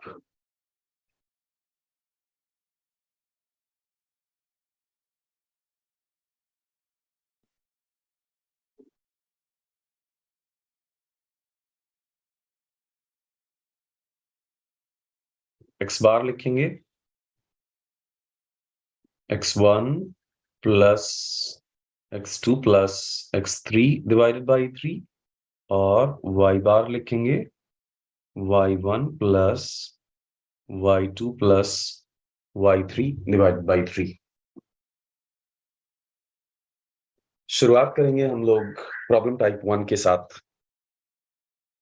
एक जनरल शेप अगर आपके सामने आ जाए, उसका सेंट्रॉइड कैसे लोकेट करोगे? उसका सेंट्रॉइड लोकेट करने के लिए हमें एक छोटू एरिया मानना होगा कहीं। a × x bar = integral x दिए एक छोटू एरिया कहीं पर अस्यूम करना होगा। We will have to assume a छोटू एरिया, डिफरेंशियल एरिया। क्लियर करूं sir? So observation number 1 that real practical life में बहुत सारे फोर्सेस डिस्ट्रीब्यूटेड होते हैं लेंथ पर, एरिया पर, वॉल्यूम पर। ऑब्जर्वेशन नंबर 2 हम उन्हें एक सिंगल फोर्स से रिप्लेस करना चाहते हैं। ऑब्जर्वेशन नंबर 3 दैट अगर वेट, किसी भी बॉडी के वेट को देखें तो वो एक पूरे वॉल्यूम पर फैला हुआ डिस्ट्रीब्यूटेड फोर्स है और हमने कहा रिजल्टेंट का इफेक्ट वही होना चाहिए जो एक्चुअल छोटे वेट फोर्सेस का इफेक्ट है। कूल। सो W का मोमेंट W × x बार और छोटे एक्चुअल वेट फोर्सेस का मोमेंट x dW, जिसे आपने इंटीग्रेट कर दिया। इस तरह से मिलने वाले पॉइंट को हम कहते हैं centre of gravity. And mass के टर्म्स में लिखा तो इस तरह से मिलने वाले पॉइंट को कहते हैं सेंटर ऑफ मास। 5वां ऑब्जर्वेशन, वॉल्यूम के टर्म्स में लिखा तो 3D बॉडीज का सेंट्रॉइड। 6ठा ऑब्जर्वेशन, एरिया के टर्म्स में लिखा तो 2D बॉडीज का सेंट्रॉइड। 7वां ऑब्जर्वेशन, सेंटर ऑफ ग्रेविटी और सेंटर ऑफ मास एक ही पॉइंट पर कोइंसाइड किया करेंगे। हाँ, अगर आप स्पेस में चले गए तो फिर सेंटर ऑफ ग्रेविटी डिफाइंड ही नहीं है, centre of mass still defined है। 7वां ऑब्जर्वेशन नहीं, 8वां ऑब्जर्वेशन, सेंटर ऑफ मास और सेंट्रॉइड दोनों कोइंसाइड करेंगे अगर बॉडी होमोजीनियस है तो। 9th ऑब्जर्वेशन, पहले तरह की प्रॉब्लम्स जो आपके सामने आ सकती हैं वो होंगी जहां पर आप एक जनरल शेप का सेंट्रॉइड कैलकुलेट कर रहे होंगे, वहां आपको इंटीग्रल वाला फॉर्मूला यूज करना होगा। 10वां ऑब्जर्वेशन, कई बार ऐसा होगा कि पूरा एरिया छोटे छोटे स्टैंडर्ड शेप्स में ब्रेक कर सकेंगे हम, और वहां पर हमें इंटीग्रल नहीं करना होगा, वहां पर हमें इंटीग्रेशन नहीं करना होगा, वहां हम सीधे सीधे a1x1 plus a2x2 plus a3x3 कर सकते हैं। 11वां ऑब्जर्वेशन, कुछ स्टैंडर्ड एरियाज के सेंट्रॉइड आप याद रख लो जिसमें अभी लिस्ट में ऐड होंगे और भी, ये सिर्फ शुरुआत करने के लिए मैंने बता दिया आपको, इस लिस्ट में और भी ऐड होंगे। क्लियर करेंगे और शुरू करेंगे सबसे पहले प्रॉब्लम के साथ। Let's start with the very first problem. Let's say we have got, ध्यान से समझियो क्योंकि ये आपके सामने आएगा और कई बार आएगा, ये आपके सामने आएगा और कई बार आएगा। मान लो एक कर्व है और इस कर्व को आप डिस्क्राइब कर रहे हो y is equal to kx power n। इस कर्व की इक्वेशन आपको गिवन है y is equal to kx power n, और अब ये कर्व तो इनफाइनाइट कर्व है, तो इसमें आपने कहीं किसी एक लोकेशन पर जाकर आपने बोला कि नहीं मैं इनफाइनाइट तक तो नहीं इंटरेस्टेड हूं, मैं यहां तक इंटरेस्टेड हूं। कहां तक? x की किसी सर्टेन वैल्यू तक। किस वैल्यू तक? चलो मार्क कर देते हैं कि किस वैल्यू तक हम इंटरेस्टेड हैं। Let's mark up to what value are we interested. So x की एक सर्टेन वैल्यू तक हम इंटरेस्टेड हैं, और उस वैल्यू को क्यों ना हम b नाम दे दें। Let's give it the name b। And वैसे तो वो कर्व आगे भी है, वैसे तो वो कर्व कंटिन्यू हो रहा है, लेकिन x is equal to b तक आप इंटरेस्टेड हो, और x is equal to b पर जाकर जो हाइट है या जो y कोऑर्डिनेट है, मान लेता हूं मैं वो वैल्यू है h, ओके। अगर x is equal to b पे y is equal to h इसी कर्व का पॉइंट है, तो वो इस कर्व की इक्वेशन को सेटिस्फाई करना चाहिए। x is equal to b पर y is equal to h अगर इसी कर्व का पॉइंट है, तो वो इस कर्व की इक्वेशन को सेटिस्फाई करना चाहिए। It must satisfy the equation of this curve. So x is equal to b, y is equal to h। Let's satisfy this. y को हम रख देंगे h और x को हम रख देंगे b। सो मुझे मिल जाएगा h is equal to k b power n, मुझे मिल जाएगा h is equal to k b power n। k को हम लिख सकते हैं h upon b power n। ये जो पैरामीटर था k, ये एक्चुअली उस कर्व पे एक पॉइंट पता है, बाउंड्री कंडीशन, और उस बाउंड्री कंडीशन से हमने k की वैल्यू निकाल ली। बट अभी हम उसको k x पावर n ही लिखेंगे, हमें पता है कि k की वैल्यू को b और h यानी कि इस एरिया की विड्थ और हाइट के टर्म्स में एक्सप्रेस किया जा सकता है। दोस्त, मैं इंटरेस्टेड हूं इस कर्व के अंदर x is equal to b, y is equal to h तक बाउंडेड, इस कर्व के अंदर x is equal to b और y is equal to h तक बाउंडेड जो एरिया है, उस एरिया के सेंट्रॉइड को लोकेट करने में I wish to locate the centroid of this area that is bounded by y is equal to kx power n curve and up to x is equal to b तक इस area के centroid की calculation में interested हूं मैं। इस area का centroid कहां पर होगा? जहां टोटल एरिया को कॉन्सेंट्रेटेड माना जा सके, जहां पर टोटल एरिया को कॉन्सेंट्रेटेड माना जा सके, वो सेंट्रॉइडल लोकेशन क्या होगी? That centroidal location will be what? ध्यान से समझियो, बहुत ध्यान से समझिए। So y is equal to k x power n, this is the curve, and ये x बार फाइंड आउट करना चाहते हैं। आप नोटिस करोगे कि x बार का फॉर्मूला, ये फर्स्ट प्रिंसिपल यूज करना होगा। फर्स्ट प्रिंसिपल मतलब a into x bar is equal to total area का मोमेंट इज इक्वल टू छोटे छोटे छोटे छोटे छोटे छोटे छोटे छोटे छोटे छोटे एरियाज के मोमेंट्स का सम। कूल। अब एक समस्या आ गई। क्या समस्या आ गई? आपको इसका टोटल एरिया भी नहीं पता, आपको इस शेप का टोटल एरिया भी नहीं पता। इसका सॉल्यूशन चाहो तो आप अलग से कर सकते हो, और हम करेंगे भी बाद में, लेकिन वैसे अलग से इसका सॉल्यूशन करने की जरूरत नहीं है। क्यों? क्योंकि राइट हैंड साइड को इवैल्यूएट करते समय आप वैसे भी एक छोटू एरिया अज्यूम करोगे। तो जब एक छोटू एरिया अज्यूम ही करोगे तो टोटल एरिया को आप ऐसे छोटे छोटे छोटे छोटे छोटे छोटे एरियाज का सम लिख ही सकते हो। x इज इक्वल टू 0 से लेकर x is equal to b तक, या फिर अगर आपने एक हॉरिजॉन्टल स्ट्रिप ली है तो y इज इक्वल टू 0 से लेकर y is equal to h तक। पेशेंस पेशेंस पेशेंस, धीरज, धैर्य, सब्र। ओके। एक प्रॉब्लम देखने के बाद आप समझ जाओगे पूरा प्रोसीजर। एक प्रॉब्लम देखने के बाद आप समझ जाओगे कि इस तरह का कोई भी प्रॉब्लम आपके सामने आ जाए, आप बिंदास उसे सॉल्व करने वाले हो। सो a into x bar is equal to integral x dA. This is what we are having. ध्यान, बहुत ध्यान से समझिए गाइस। यहाँ पर एक चैलेंज हमें दिखा, फिर से आपको एक बार बता देता हूँ। यहाँ पर एक चैलेंज हमें दिखा, और वो चैलेंज ये था कि लेफ्ट हैंड साइड में वो चैलेंज। हाँ Atish, tell me what's your query. Sir ये प्लीज थोड़ा रिपीट कर देंगे? हाँ sure. Yes.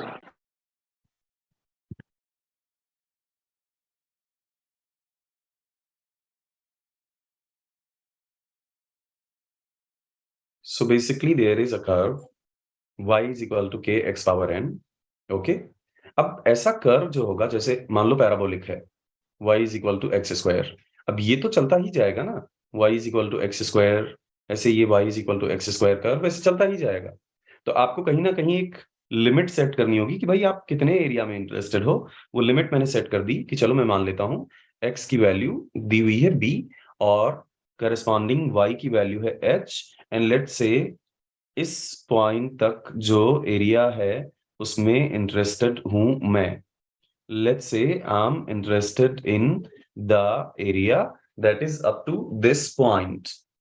x is equal to b, y is equal to h। ध्यान से समझिए। सो पहली बात कि किस लिमिट तक आप इंटरेस्टेड हो वो आपको पता होना चाहिए, नहीं तो फिर एरिया ही नहीं डिफाइंड है भाई, वो तो इनफाइनाइट एरिया हो जाएगा। एरिया तो डिफाइन करो कम से कम। तो हमने सबसे पहले तो एरिया डिफाइन कर लिया, दैट लेट्स से x की जिस लिमिट तक आप इंटरेस्टेड हो वो है b, और लेट्स से y की करस्पॉन्डिंग वैल्यू है h। क्लियर है? अब आपको ये पता चल गया कि इस एरिया में इंटरेस्टेड हो आप। किस एरिया में इंटरेस्टेड हो? ये वाले एरिया में। इस एरिया का सेंट्रॉइड लोकेट करना चाहते हो आप। You wish to locate the centroid of this much area. इस एरिया, अरे बंजा भाई, इस एरिया का सेंट्रॉइड लोकेट करना चाहते हो आप। वी विश टू, मारूंगा बहुत तेज में, नहीं आपको नहीं कह रहा। I wish to locate the centroid of this much shaded area. ये जो एरिया की मैंने शेडिंग की है ना, इतने एरिया का सेंट्रॉइड लोकेट करना चाहते हैं हम। बढ़िया, अच्छी बात है, लोकेट कीजिए सर। Very good. सेंट्रॉइड जहां भी होगा उसको लोकेट करना चाहते हैं हम। I wish to locate the centroid of that area. अब जो जनरल फॉर्मूला है आपके पास, उससे एक बात तो पता है ना आपको, दैट छोटू एरिया सेलेक्ट करना पड़ेगा। जो जनरल फॉर्मूला है a into x bar is equal to integral x dA। एक छोटू एरिया सेलेक्ट करना होगा। प्रॉब्लम ये है कि लेफ्ट हैंड साइड में जो टोटल एरिया प्रेजेंट है वो भी आपको पता नहीं है। पता है क्या किसी को? मान लो पता भी हो तो इसका मतलब आपने कर रखा है ये टॉपिक। अदरवाइज रेक्टेंगल का एरिया विड्थ इंटू डेप्थ मालूम रहता है। सर्कल का एरिया पाई आर स्क्वायर सभी ने मालूम रहता है, ट्रायंगल का area half into base into height सभी ने मालूम रहता है। लेकिन अभी ये तो एक रैंडम शेप आ गया हमारे सामने, इसका एरिया तो कोई रट के नहीं बैठा हुआ है, तो इसका एरिया भी नहीं पता है। वैसे आप एरिया अलग से कैलकुलेट कर सकते हैं, बट यहां पर एक गुड न्यूज ये है कि राइट हैंड साइड की कैलकुलेशन में आप वैसे भी एक छोटू एरिया सेलेक्ट करोगे, तो क्यों ना आप लेफ्ट हैंड साइड में भी इसे उन्हीं छोटे छोटे छोटे छोटे छोटे छोटे एरियाज का सम लिख दो। लेफ्ट हैंड साइड में इसे उन्हीं छोटे छोटे छोटे छोटे छोटे छोटे छोटे छोटे एरियाज का सम लिख दो। तो अब फॉर्मूला थोड़ा सा मॉडिफाई हुआ, एक्स बार और लेफ्ट हैंड साइड में भी एक इंटीग्रल आ गया, इंटीग्रल डीए, और राइट हैंड साइड में हमारे पास है integration x DA. X distance पर एक छोटू एरिया मानना होगा। अगला स्टेप ये है कि आप इस इंटीग्रल को तब तक इवेलुएट नहीं कर सकते जब तक एक डिफरेंशियल एरिया ना अस्यूम कर लो। जब तक एक डिफरेंशियल एरिया ना अस्यूम कर लो, आप इसे इंटीग्रेट नहीं कर सकते। डिफरेंशियल एरिया सेलेक्ट करने का थंब रूल ये है। थंब रूल इसलिए कह रहा हूं क्योंकि ऐसा कोई लॉ नहीं है, आप बाध्य नहीं है इसे फॉलो करने के लिए। आपको कोई बेटर तरीका दिखे डिफरेंशियल एरिया सेलेक्ट करने का, तो आप हमेशा वो बेटर तरीका फॉलो कर सकेंगे। डिफरेंशियल एरिया सेलेक्ट करने का कोई भी तरीका यूज किया जा सकता है, लेकिन ओनली एंड ओनली जनरली अगर एक्स बार कैलकुलेट करना हो तो डिफरेंशियल एरिया एक वर्टिकल स्ट्रिप के फॉर्म में सेलेक्ट करें, मोस्टली कन्वीनियंट रहेगा। अगर आपका पर्पस वाई बार कैलकुलेट करना हो तो जनरली डिफरेंशियल एरिया एक हॉरिजॉन्टल स्ट्रिप के फॉर्म में सेलेक्ट करें, कन्वीनियंट रहेगा।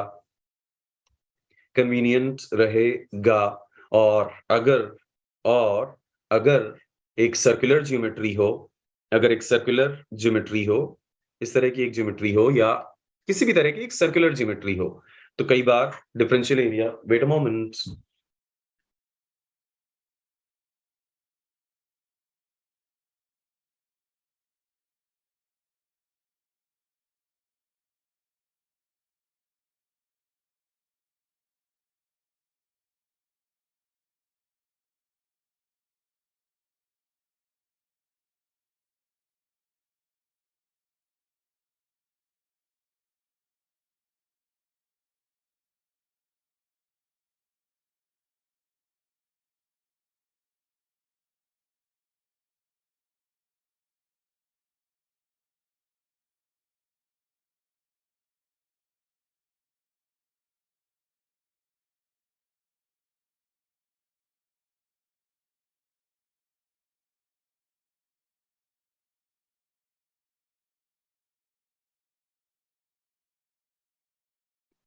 आई से इट अगेन, ये जो थंब रूल मैं बता रहा हूं आपको, मैं खुद स्वतंत्र हूं इनको वायलेट करने के लिए, कोई लॉ नहीं है। मुझे अगर दिखेगा कोई बेटर तरीका अवेलेबल है, मैं हमेशा फॉलो कर सकता हूं। मैं बाध्य नहीं हूं इन नियमों को फॉलो करने के लिए। छोटू एरिया सेलेक्ट करना है ना, जैसे मर्जी वैसे सेलेक्ट करो, ये सिर्फ आपको कंफ्यूजन से बचाने के लिए है। क्योंकि आपको जब कुछ एटलीस्ट एक रास्ता थोड़ा सा दिखा दिया जाता है तो फिर आप चल पड़ते हो। तो ये वही छोटा सा रास्ता दिखाने वाली बात हो गई। फिर आप जानते हो कि आगे फिर चलते हैं, देखते हैं, कुछ ना कुछ तो रास्ता मिलता ही जाएगा, है ना। एक सर्कुलर ज्योमेट्री हो तो कई बार रिंग के फॉर्म में छोटू एरिया सेलेक्ट करना, आपके लिए बेटर रहेगा। आपको मैंने टॉर्सन वाले चैप्टर में करके दिखाया है कि रिंग के फॉर्म में सेलेक्ट करना कोई मैंडेटरी नहीं था। आपने एक 2D सिलिंड्रिकल एलिमेंट सेलेक्ट करके भी वही रिजल्ट हासिल किया था, है ना। तो ये एक थंब रूल है, इसको थंब रूल की तरह ही यूज करना, ऐसा कोई लॉ नहीं है। आपको कभी अगर ओकेजनली बेटर तरीका दिखेगा तो आप वो बेटर तरीका फॉलो कर सकोगे, कोई दिक्कत नहीं है। तो यहां एक्स बार फाइंड आउट करना है, और एक्स बार फाइंड आउट करना है तो एक्स लोकेशन पर जाकर हमें एक वर्टिकल एरिया सेलेक्ट करना होगा। मैं आपको याद दिला दूं कि किसी भी एक्स लोकेशन पर y की वैल्यू है k x पावर n। मैं आपको याद दिला दूं कि किसी भी x लोकेशन पर y की वैल्यू है k x power n। I must remind you, इससे पहले कि हम वहां पर एक छोटू एरिया सेलेक्ट करें, मैं आपको याद दिला दूं कि किसी भी x लोकेशन पर y की वैल्यू है k multiplied by x power n। अब यहां पर एक dx थिकनेस का छोटू एरिया सेलेक्ट करें। Now you select a Chhotu area of dx thickness. अब क्योंकि दिखाना है और आपको देखना है और हमारी आंखें जो हैं वो एक इंस्ट्रूमेंट है जिनकी एक लिमिट है, इसलिए एक सर्टेन थिकनेस तो दिखानी पड़ेगी ताकि आप देख पाएं। अदरवाइज सच्चाई ये है कि ये जो dx हम अस्यूम कर रहे हैं ये एक्चुअली नेग्लिजिबली स्मॉल है। सच्चाई ये है कि ये dx एक्चुअली बहुत बहुत बहुत बहुत बहुत बहुत बहुत छोटी क्वांटिटी है। ये जो dx हमने सेलेक्ट किया है यहाँ पर, ये छोटी सी thickness, it's actually tending to zero. Ultimately हम इंटरेस्टेड हैं x बार कैलकुलेट करने में। Ultimately we are interested in calculating x bar value. चलो मिल गया dA, कैलकुलेट करो ना। dA मिल गया, dA मिल गया, dA मिल गया, dA मिल गया, dA मिल गया, dA मिल गया। तो मैं यहाँ पर dA को रिप्लेस करने वाला हूँ height multiplied by base. Height है k x पावर n जो कि उस जगह पर y की वैल्यू है, multiplied by dx। Right hand side में भी dA को रिप्लेस करो जरा। राइट हैंड साइड में dA को रिप्लेस करो। dA को रिप्लेस करेंगे height multiplied by base. Height है k x power n multiplied by dx। k एक कांस्टेंट है इसलिए कैंसिल होगा। लेफ्ट हैंड साइड में हमारे पास है x बार, लेफ्ट हैंड साइड में हमारे पास है x बार और हमारे पास है इंटीग्रल x पावर n, और राइट हैंड साइड में हमारे पास है integral x power n plus 1। Right hand side में हमारे पास है integral x power n plus 1। कोई भी बता देगा x की लिमिट 0 से b होनी चाहिए अगर आपको ये पूरा एरिया कवर करना है। तो x की लिमिट होनी चाहिए 0 से लेकर b तक। The limit of x must be from 0 to b. Cool. Now I'm going to get x bar और यहाँ पर मुझे मिलेगा x power n plus 1 upon n plus 1। Limit क्या है बच्चे? लिमिट है 0 से लेकर b तक। राइट हैंड साइड में हमारे पास x पावर n प्लस 1 है जो कि हो जाएगा x power n plus 2 upon n plus 2। x power n plus 1 को अगर इंटीग्रेट करेंगे मुझे मिलेगा x power n plus 2 upon n plus 2। And once again limit है 0 से लेकर b तक। लिमिट है 0 से लेकर b तक। चलो सिंप्लीफाई करते हैं। x बार एंड यहां पर हमारे पास है b power n plus 1 divided by n plus 1।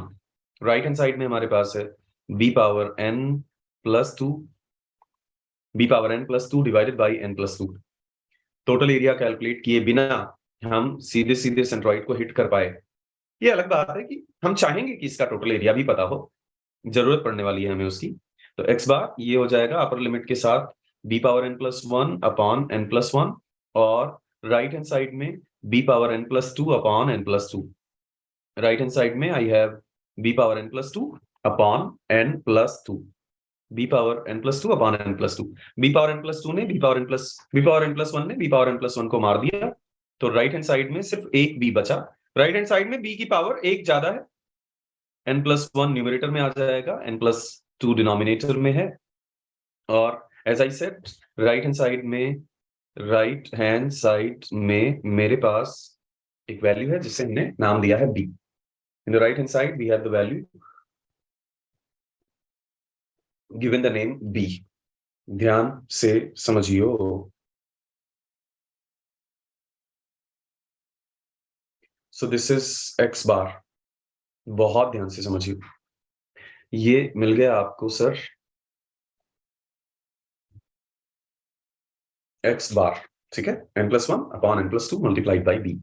वैसे x बार कैलकुलेट करना ही यहाँ पर अल्टीमेट पर्पस था, लेकिन आगे हमें काम पड़ेगा इसलिए एरिया भी कैलकुलेट करके रखेंगे। इस तरह के शेप का एरिया हो जाएगा छोटे छोटे एरियाज का सम। छोटे एरिया को हम लिख सकते हैं height k x power n multiplied by base dx। Height k x power, sir लेकिन हाइट तो थोड़ी सी चेंज हो गई ना।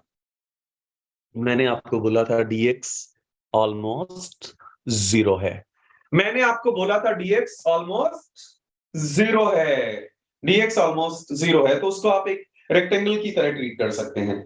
हाइट है k x power n and then I have dx 0 से लेकर b तक x की लिमिट होनी चाहिए, k को इंटीग्रल के बाहर ले सकते हैं, k को इंटीग्रल के बाहर ले सकते हैं, एंड x पावर n का इंटीग्रल हो जाएगा x power n plus 1 divided by n plus 1 divided by n plus 1, 0 से लेकर b तक, 0 से लेकर b तक, and I am going to get k upon n plus 1, x power n plus 1 का लिमिट हो जाएगा b power n plus 1।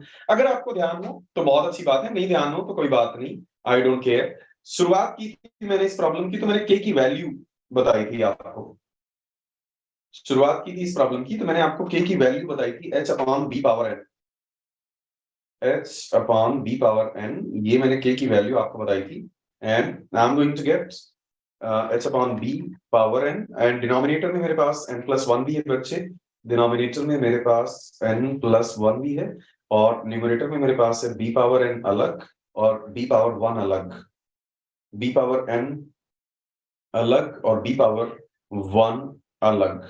b power n ने b पावर n को मार दिया एंड मुझे मिलता है area is equal to bh upon n plus 1। I get area is equal to bh upon n plus 1. Is that clear? Area I get bh upon n plus 1.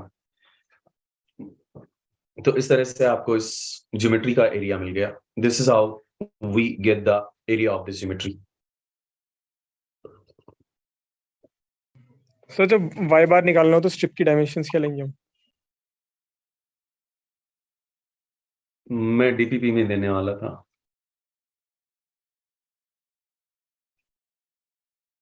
Spoil कर दिया पूरा game, गलत बात है ये। Sir dot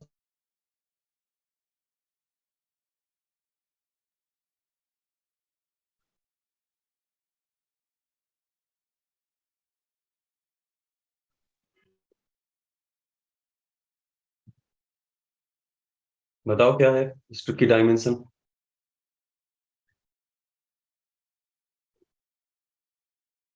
dy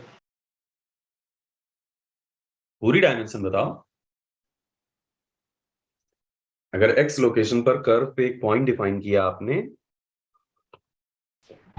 b minus x पूरे का base है b, तो स्ट्रिप का विड्थ कितना हुआ?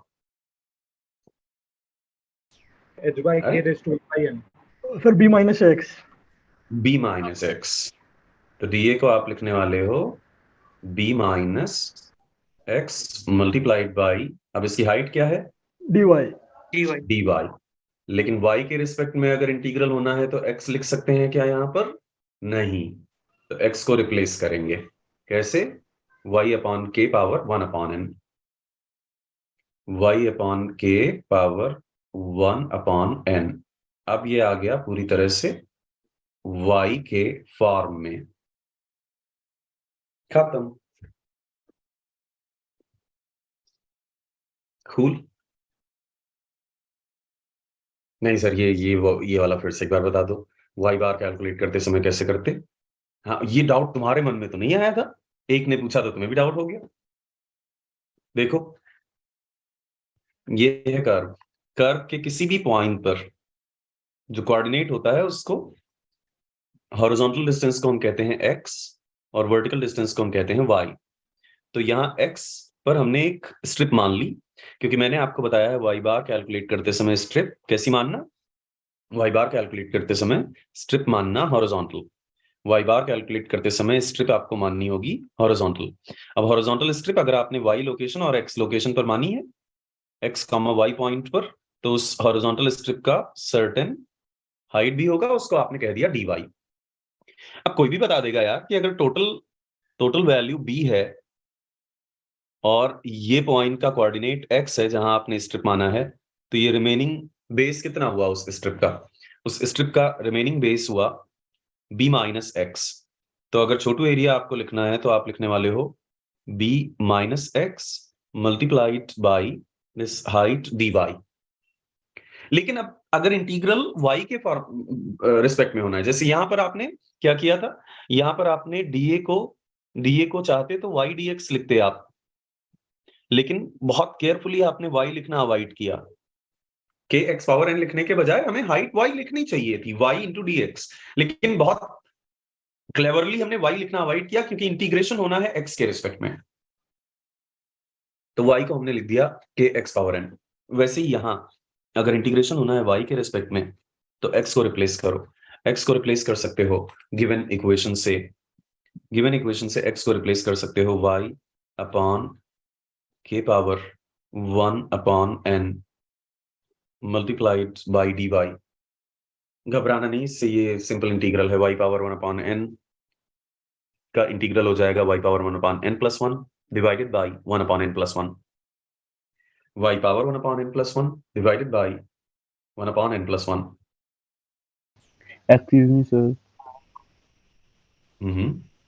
ये जो सर हॉरिजॉन्टल स्ट्रिप मानी है सर, तो इसको अगर हम नीचे ही मान लेते और सर यहाँ पे जो ये किया है कि मतलब इसकी लेंथ हम b मान लेते तो इसका एरिया हो जाता b इंटू डी वाई। तो रहो यही, मुझे थोड़ी ना कोई दिक्कत है, एकदम नीचे मान लो फिर यही रहो, क्योंकि आपने कह दिया कि इस स्ट्रिप का विड्थ तो एक कांस्टेंट वैल्यू है, तो फिर ऊपर मत जाना, यही रहो इसी इतने पॉइंट पर। ओके सर, क्योंकि आपने तो कांस्टेंट विड्थ मान ली ना, तो वेरी आप करा नहीं सकते सर जैसे मानी है तो मेरी वाली तो सब जगह वैलिड है, मेरी वाली यहां भी वैलिड है, मेरी वाली स्ट्रिप यहां भी वैलिड है, मेरी वाली स्ट्रिप यहां भी वैलिड है, x की y की वैल्यू चेंज करते रहो, मेरी वाली स्ट्रिप बेस से लेकर और पीक तक सभी जगह वैलिड है। बट आप तो उसको बेस पर b नाम दे रहे हो, तो आपने तो उसे फिक्स वैल्यू दे दी ना, तो फिर आप कहीं भी स्ट्रिप सेलेक्ट करते तो आपको वो एरिया तो नहीं मिलता ना। हाँ बोलो, कोई और बोल रहा था। सर जैसे पहले हमने किया कि y dx को इंटीग्रेट किया सर, वैसे यहाँ पर x dy को इंटीग्रेट करें और उसको माइनस करें bh से, तो भी सर वो एरिया मिल जाएगा ना हमें? एकदम मिल जाएगा। Okay sir. आप बेसिकली गांव वालों सुनो, सभी लोग, ये महोदय ये कह रहे हैं कि इस एरिया का सेंट्रॉइड फाइंड आउट करने के बजाय हम इस एरिया का सेंट्रॉइड फाइंड आउट करें x dy और उसे पूरे रेक्टेंगल से सब्ट्रैक्ट करें तो मिलेगा, एकदम मिलेगा। कर सकते हो आप, वही कर ही रहे हैं हम, अगर आप गौर से देखो। आप ऐसे अलग अलग उस चीज को बोल के करोगे, दैट b dy अलग करोगे और फिर x dy अलग करोगे, मैंने उसी चीज को एक साथ कंबाइन लिख दिया था, b minus x dy। Yes sir.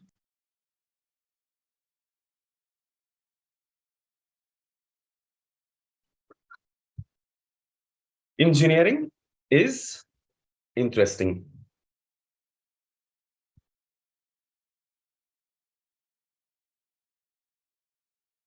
के नहीं समझ में आया, के लास्ट में आपने कैसे लिख दिया h upon b power n, वो नहीं समझ में आया, उसको एक बार प्लीज बता दो सर। अरे यार, एक तो तुम रोते बहुत हो, इतना रोते हो जिसका कोई जवाब नहीं। x is equal to b पर y is equal to h है, तो x is equal to b पर y is equal to h, ये पॉइंट इक्वेशन को सेटिस्फाई करेगा। y is equal to k x power n and y को आप रखने वाले हो h एंड x को आप रखने वाले हो b, x को आप रखने वाले हो b, आपको मिलेगा k is equal to h upon, आपको मिलेगा k is equal to h upon b power h upon b power n। Cool. You are going to get h upon b power n। ये की value मैंने यहां पर use की है। ये एक प्रॉब्लम की तरह ही ट्रीट मत करो, ये रिजल्ट दरअसल आप याद रखो, area bh upon n plus 1 और x bar n+1 upon n+2 multiplied by total base. Area BH upon n+1 और x bar n+1 upon n+2 ओए रटो इन्हें, रटो रटो रटो रटो रटो, रट गया, मिटाऊं? BH upon n+1, BH upon n+1, BH upon n+1, n+1 upon n+2 into B, n+1 upon n+2 into B, n+1 upon n+2 into B, n+1 upon n+2 into B, n+1 upon n+2 into B, n+1 upon n+2 into B. हाँ ठीक है, मिटा दूं? Yes sir.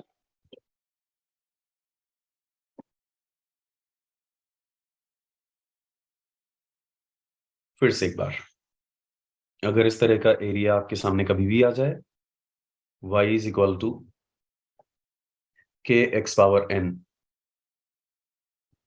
y is equal to k x power n से bounded हो और x is equal to x की certain value b तक आप इंटरेस्टेड हैं, x की सर्टेन वैल्यू b तक आप इंटरेस्टेड हैं एंड करस्पॉन्डिंग y की वैल्यू है h। तो इस तरह के एरिया की वैल्यू हुआ करेगी b into H upon n+1। Okay, और इसका सेंट्रॉइड कहां होगा?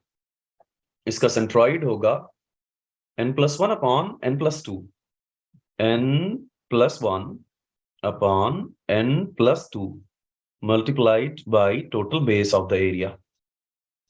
इस तरह के एरिया की भी वैल्यू याद रखें और इस एरिया के सेंट्रॉइड की भी वैल्यू याद रखें। So I know the area value and I also know the centroid, कि इस एरिया का सेंट्रॉइड एग्जैक्टली कहां पर प्रेजेंट होगा, इस एरिया का सेंट्रॉइड एग्जैक्टली कहां पर प्रेजेंट होगा। ध्यान से समझियो। कई बार ऐसा भी तो हो सकता है कि y is equal to k x power 0 हो। y is equal to k x power 0 का मतलब हो जाएगा, y is equal to k x power 0 का मतलब हो जाएगा that y को सिंपली आपने कांस्टेंट रख दिया, x power 0 मतलब 1, सो आपने y को k रख दिया, एज सिंपल एज दैट। आपने y को k रख दिया और y को k रख दिया तो वो एक कांस्टेंट लाइन हो जाएगा।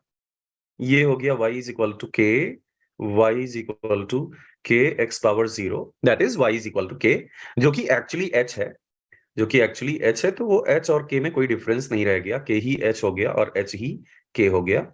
ओके, इस केस में एरिया क्या होगा? इस केस में एरिया होगा b into h upon 0 plus 1, b into h upon 0 plus 1, मतलब simply width multiplied by height. और इस केस में सेंट्रॉइड कहां होगा?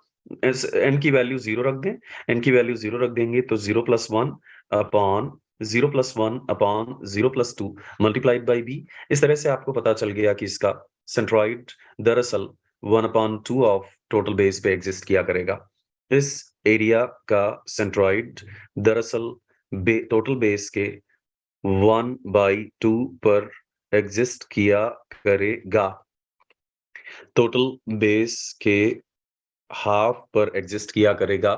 बट ये इंटीग्रेशन करते समय ऐसा तो कोई रिस्ट्रिक्शन नहीं था कि हम x की वैल्यू n की वैल्यू 0 ही रखेंगे, हम तो n की वैल्यू 1 रख सकते हैं और एक स्ट्रेट लाइन की बात कर सकते हैं। We can always talk about a straight line and we can put x is equal to, we can put n is equal to 1, we can put n is equal to 1, so I'm gonna get x is equal to b। जब है x is equal to b है तो y की value क्या है दोस्त? तो y की वैल्यू है h। in that case the value of y is h।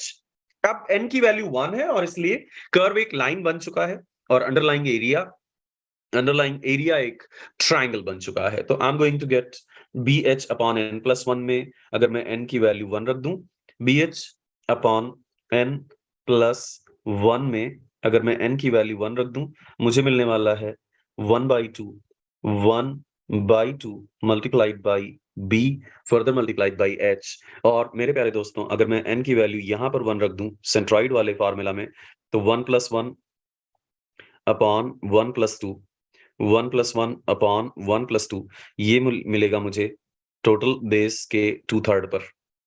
Total base के 2/3 पर सेंट्रॉइड एग्जिस्ट किया करेगा।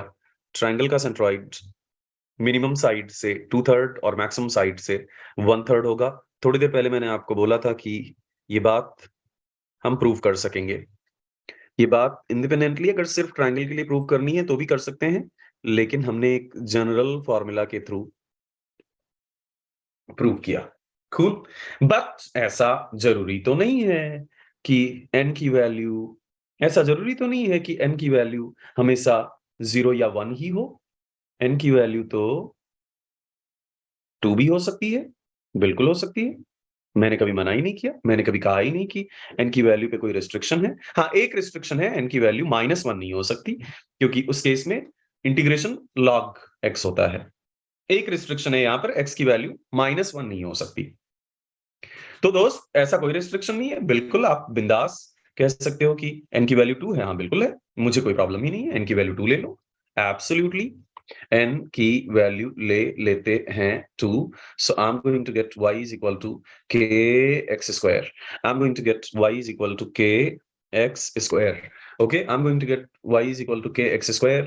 इस तरह का एरिया जो बनेगा उसे हम कहेंगे एक पैराबोलिक सेगमेंट, एक पैराबोला के अंडर का area. Okay, and this value is b. Once again, this total base of the parabola is b, and this height is h. Cool. n की वैल्यू रखते हैं 2। अगर n की वैल्यू यहाँ पर रख देंगे 2, तो मुझे मिल जाएगा bh upon 2 + 1, and that is going to give me 1/3 multiplied by bh। and यहाँ पर अगर n की वैल्यू मैं रख दूं 2, here again I'm going to put the n value as 2। so n की वैल्यू यहाँ पर अगर मैं 2 रख दूं तो मुझे मिलेगा 2 + 1 upon 2 + 1 upon 2 + 2 multiplied by b, and that's going to give me 3/4 into b। That's going to give me 3/4 into b। लेकिन ऐसा जरूरी तो नहीं है कि x is equal to 1 या x is equal to 0 या x is equal to 2 या x is equal to यही सारी वैल्यूज हों। x is equal to 3 भी हो सकता है। ओ भाई, मैंने कभी कहा ही नहीं कि x is equal to कोई n की वैल्यू पे कोई रिस्ट्रिक्शन है। बिल्कुल हो सकता है, कोई लिमिट नहीं है, कोई रिस्ट्रिक्शन नहीं है, आपकी मर्जी है। आप y is equal to kx³ के लिए करना चाहते हैं, बड़े आराम से कर सकते हैं। सो आप किसी y is equal to kx³ का underlying area x is equal to b और करस्पॉन्डिंग y की वैल्यू h तक कवर करना है आपको।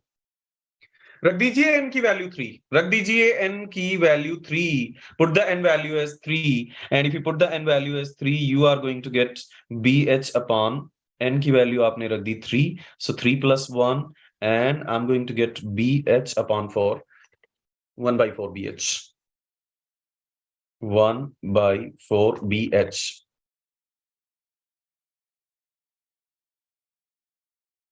1/4 bh। Is that clear? Centroid कहां पर होगा?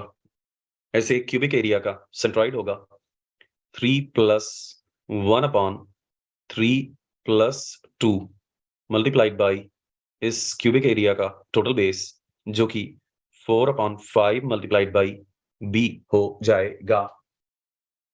सेंट्रॉइड से लेकर, डिस्ट्रीब्यूटेड लोड्स से लेकर, बीम की रिएक्शंस कैलकुलेशन से लेकर, बीम में स्ट्रेस कैलकुलेशंस से लेकर, एसएफडी बीएमडी ड्रॉ करने से लेकर, slope and deflection find out करने तक, इन एरियाज और इन सेंट्रॉइड फॉर्मूलाज को हम कई बार यूज करेंगे। एंड देयरफॉर मेक श्योर कि इन्हें आप सिर्फ अपने नोट्स में ही नहीं, अपने दिमाग में भी बहुत अच्छे से लिस्ट कर लें।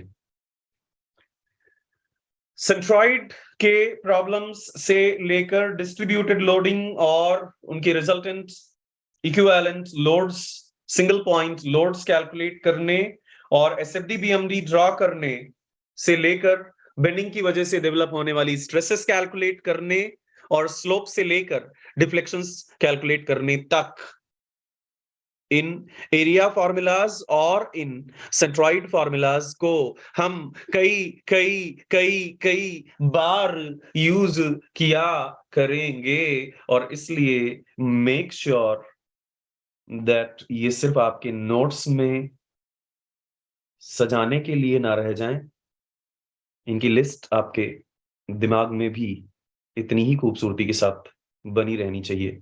अच्छी बात यह है कि आप अगर जनरल फॉर्मूला याद रखोगे तो आप विद इन सेकेंड्स ये सारे फॉर्मूलाज प्रोड्यूस कर सकोगे। आप अगर जनरल फॉर्मूला याद रखोगे तो विद इन सेकेंड्स आप ये सारे फॉर्मूलाज प्रोड्यूस कर सकोगे फटाफट। लेकिन कोई भी फॉर्मूला याद रखते समय ये जानना जरूरी होता है कि ऐसा तो नहीं है कि वो फॉर्मूला कहीं पर ना यूज हो रहा हो, और अगर ऐसा है कि वो फॉर्मूला कहीं पर नहीं यूज होना है तो वो आपको पता होना चाहिए कि एग्जैक्टली कहाँ नहीं यूज होना है। एक ऐसा पैराबोलिक एरिया जिसे y is equal to ax square plus bx plus c से डिस्क्राइब किया गया हो, या एक ऐसा क्यूबिक एरिया जिसे y is equal to ax cube plus bx square plus cx plus d से डिस्क्राइब किया गया हो, या एक ऐसा बाई क्वाड्रेटिक एरिया जिसे y is equal to ax power 4 plus bx cube plus cx square plus dx plus e से describe किया गया हो। ऐसे एक जनरल पैराबोलिक या क्यूबिक या बाई क्वाड्रेटिक एरिया के लिए प्लीज इसे यूज मत करने लगना। ये सिर्फ तब वैलिड है जब पैराबोला में ओनली एक्स स्क्वायर प्रेजेंट हो। अगर पैराबोला की equation ax square plus bx plus c ऐसी हो गई तो प्लीज ये फॉर्मूलाज मत यूज करने लगना। उस केस में क्या करेंगे सर? उस केस में पूरा फंडामेंटल प्रोसीजर फॉलो करो, फाइंड आउट करो, या तो आप अपने प्रॉब्लम का ओरिजिन ऐसी जगह पर मानो कि इक्वेशन आपको y इज इक्वल टू के एक्स स्क्वायर के फॉर्मेट में मिल सके,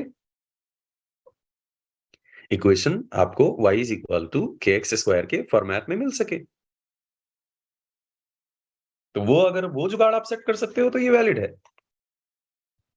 मैं बताऊंगा आपको, जहां जैसी जरूरत पड़ेगी वो बताता जाऊंगा, उसकी चिंता मत करो। बस ये याद रखो कि अगर इक्वेशन सिर्फ और सिर्फ और सिर्फ के एक्स पावर एन है, ऐसा नहीं होना चाहिए कि A X power N plus B X power N minus 1 plus C X power N minus 2 plus D X power N minus 3 plus E X power N minus, polynomial नहीं होना चाहिए, polynomial नहीं होना चाहिए।